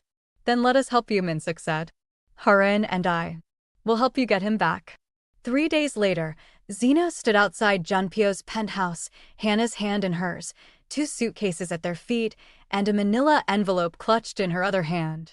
The envelope contained everything. The DNA test results proving Hannah was Junpyo's daughter. The photographs Minho had provided showing Yuna with another man. the medical records about the memory replacement.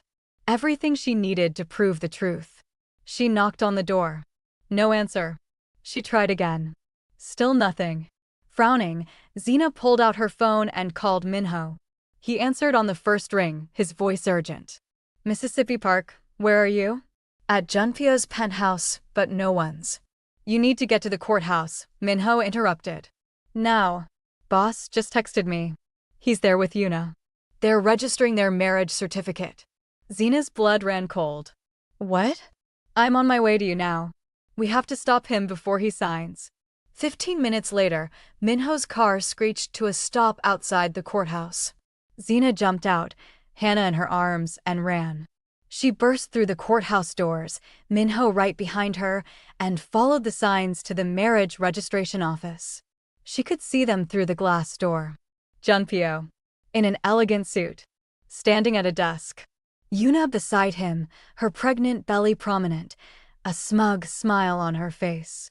A pen in Junpyo's hand, hovering over a document. No! Zina screamed, shoving the door open.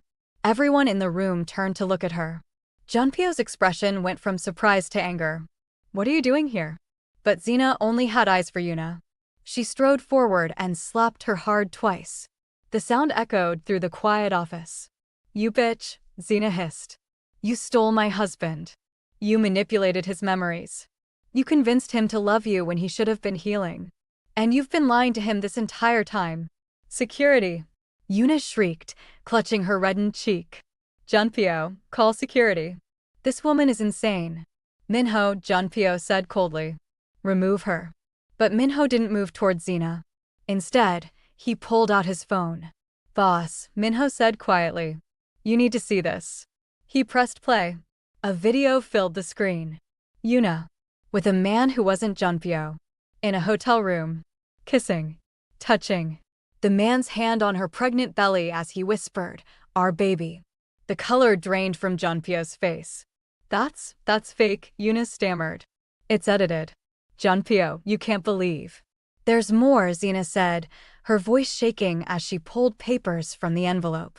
This is a DNA test. Hannah, my daughter, the little girl you met at the park, she's yours, Junpyo. We had her 3 years ago, before I left. She has your eyes. Your smile. She's ours. She thrust the papers at him. Junpyo stared at them, his hands trembling. And this, Minho added, pulling out photographs. These are pictures of you and Mississippi Park 3 years ago. Your wedding. Your life together. Everything that was erased. He spread them across the desk. Junpyo and Zina on their wedding day, both glowing with happiness. Junpyo and Zina on a beach, laughing. Junpyo kissing Zina's forehead while she slept. Junpyo's breathing became labored. His eyes darted between the video, the DNA results, and the photographs. I can't. His hand went to his head. This isn't. I don't remember. That's because Yuna paid to have your memories of me replaced with memories of her, Zina said, tears streaming down her face. When you were at your most vulnerable, when you just had the procedure, she swooped in and convinced you that you loved her. That you'd always loved her.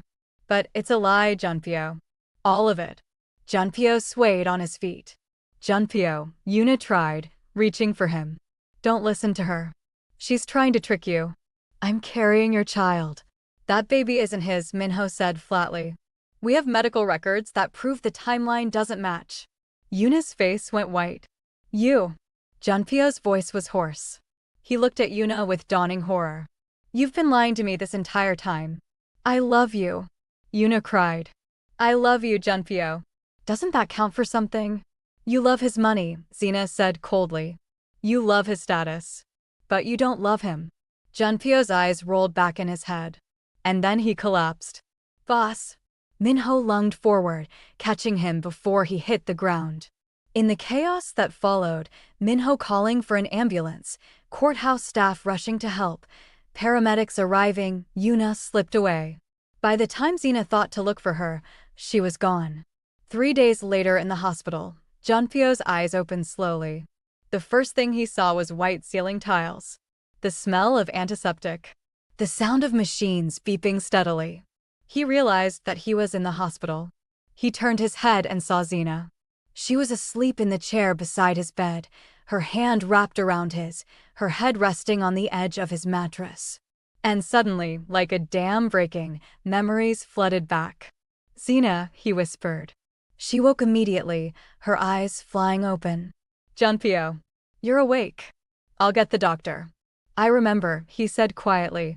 She froze. "What?" "I remember everything. The way you made coffee in the morning, too much sugar, not enough milk. The way you hummed in the shower.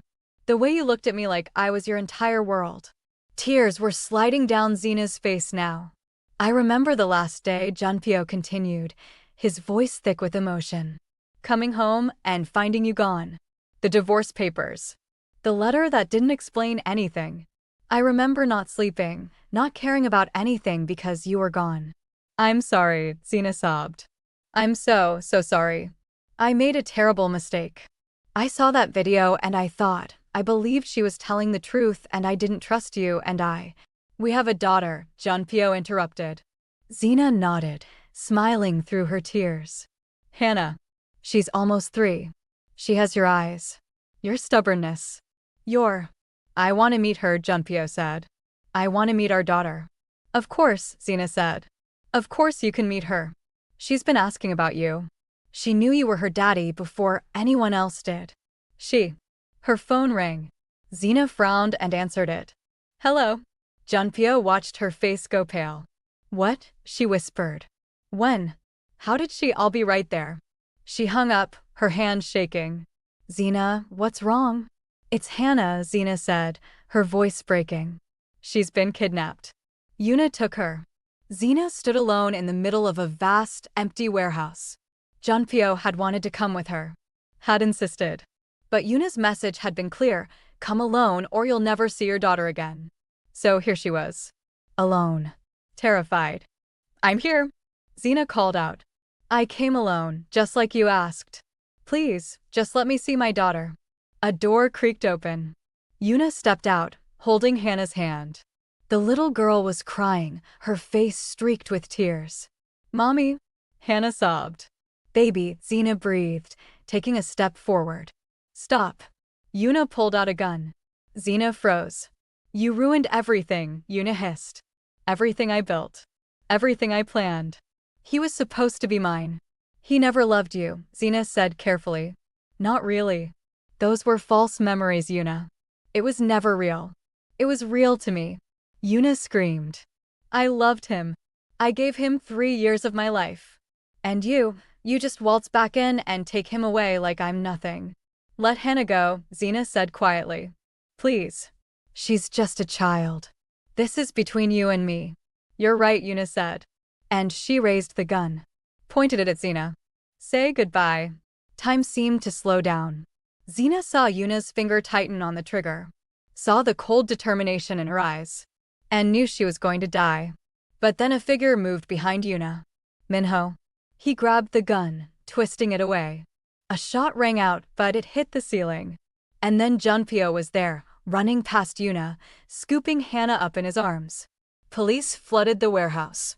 Yuna was wrestled to the ground, handcuffed, her screams echoing off the concrete walls. And Zina collapsed, the adrenaline leaving her body all at once. Junpyo was there to catch her. He held both her and Hannah, the 3 of them clinging to each other, crying and laughing and just breathing. "It's over," Junpyo whispered. "It's finally over." 3 months later. The courthouse was packed. Yuna stood before the judge, her baby daughter, born just weeks ago, already taken into protective services. The verdict came down hard. 25 years. No possibility of parole. For kidnapping. For fraud. For attempted murder. Yuna's parents came forward afterward, approaching Zina and Junpyo with tears in their eyes. "We're so sorry," her mother said. "We adopted Yuna when she was a baby. We spoiled her. We gave her everything and taught her nothing about consequences. This is our fault. She'll stay in prison," her father added. "We won't help her. She needs to face what she's done." Zina and Junpyo accepted their apology with grace. Because they had more important things to focus on now. Like Harin's upcoming wedding. 1 month later. The ceremony was beautiful.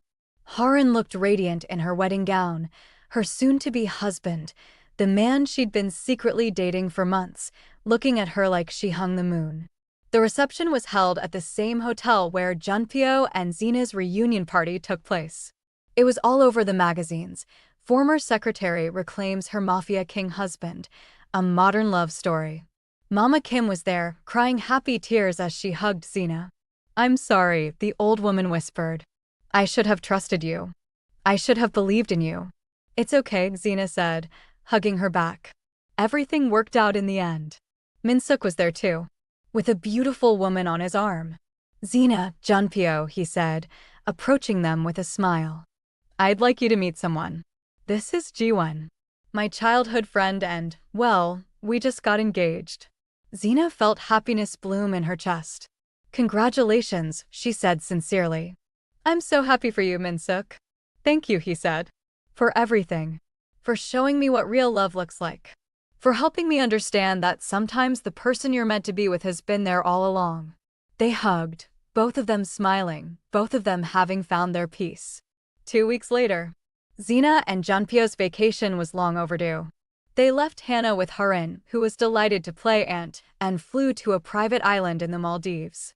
For 2 weeks, they did nothing but make love, talk, and heal. They talked about everything. The 3 years apart. The pain they'd both endured. The mistakes they'd made. And slowly, they began to rebuild what had been broken. One morning, Junpyo woke to find Zina on the phone with Harin. "Hannah, baby, mommy and daddy will be home soon," Zina was saying. "We promise. We love you so much." When she hung up, Junpyo pulled her back into bed. "She misses us," Zina said with a laugh. "We'll go home tomorrow," Junpyo promised. Her birthday is coming up anyway. Hannah's 3rd birthday. The party was everything a little girl could want. Balloons. Cake. All her friends from daycare.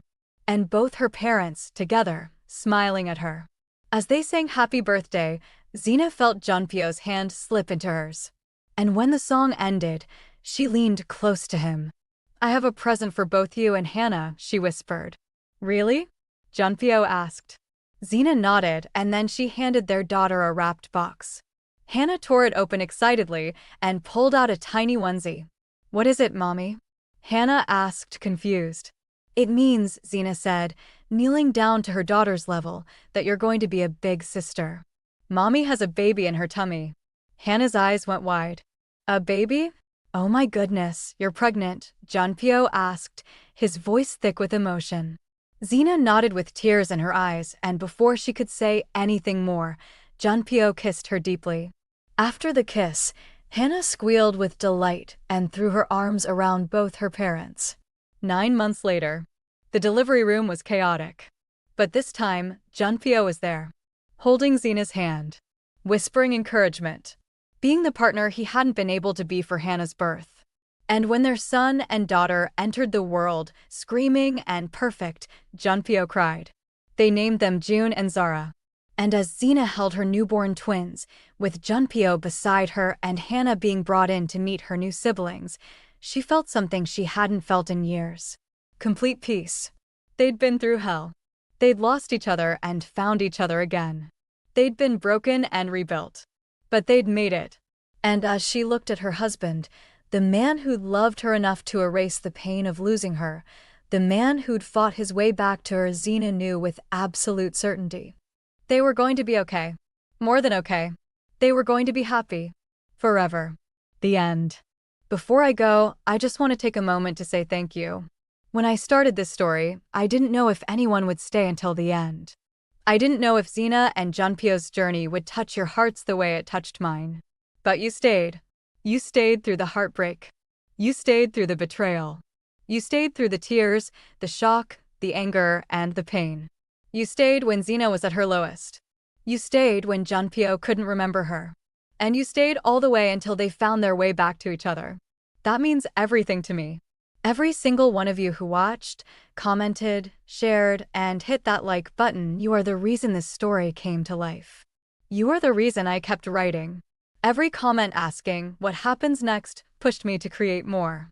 Every view reminded me that this story mattered to someone other than me. This wasn't just a story I told. It became a journey we shared together. So, from the bottom of my heart, thank you. Thank you for believing in love. Thank you for believing in Zina.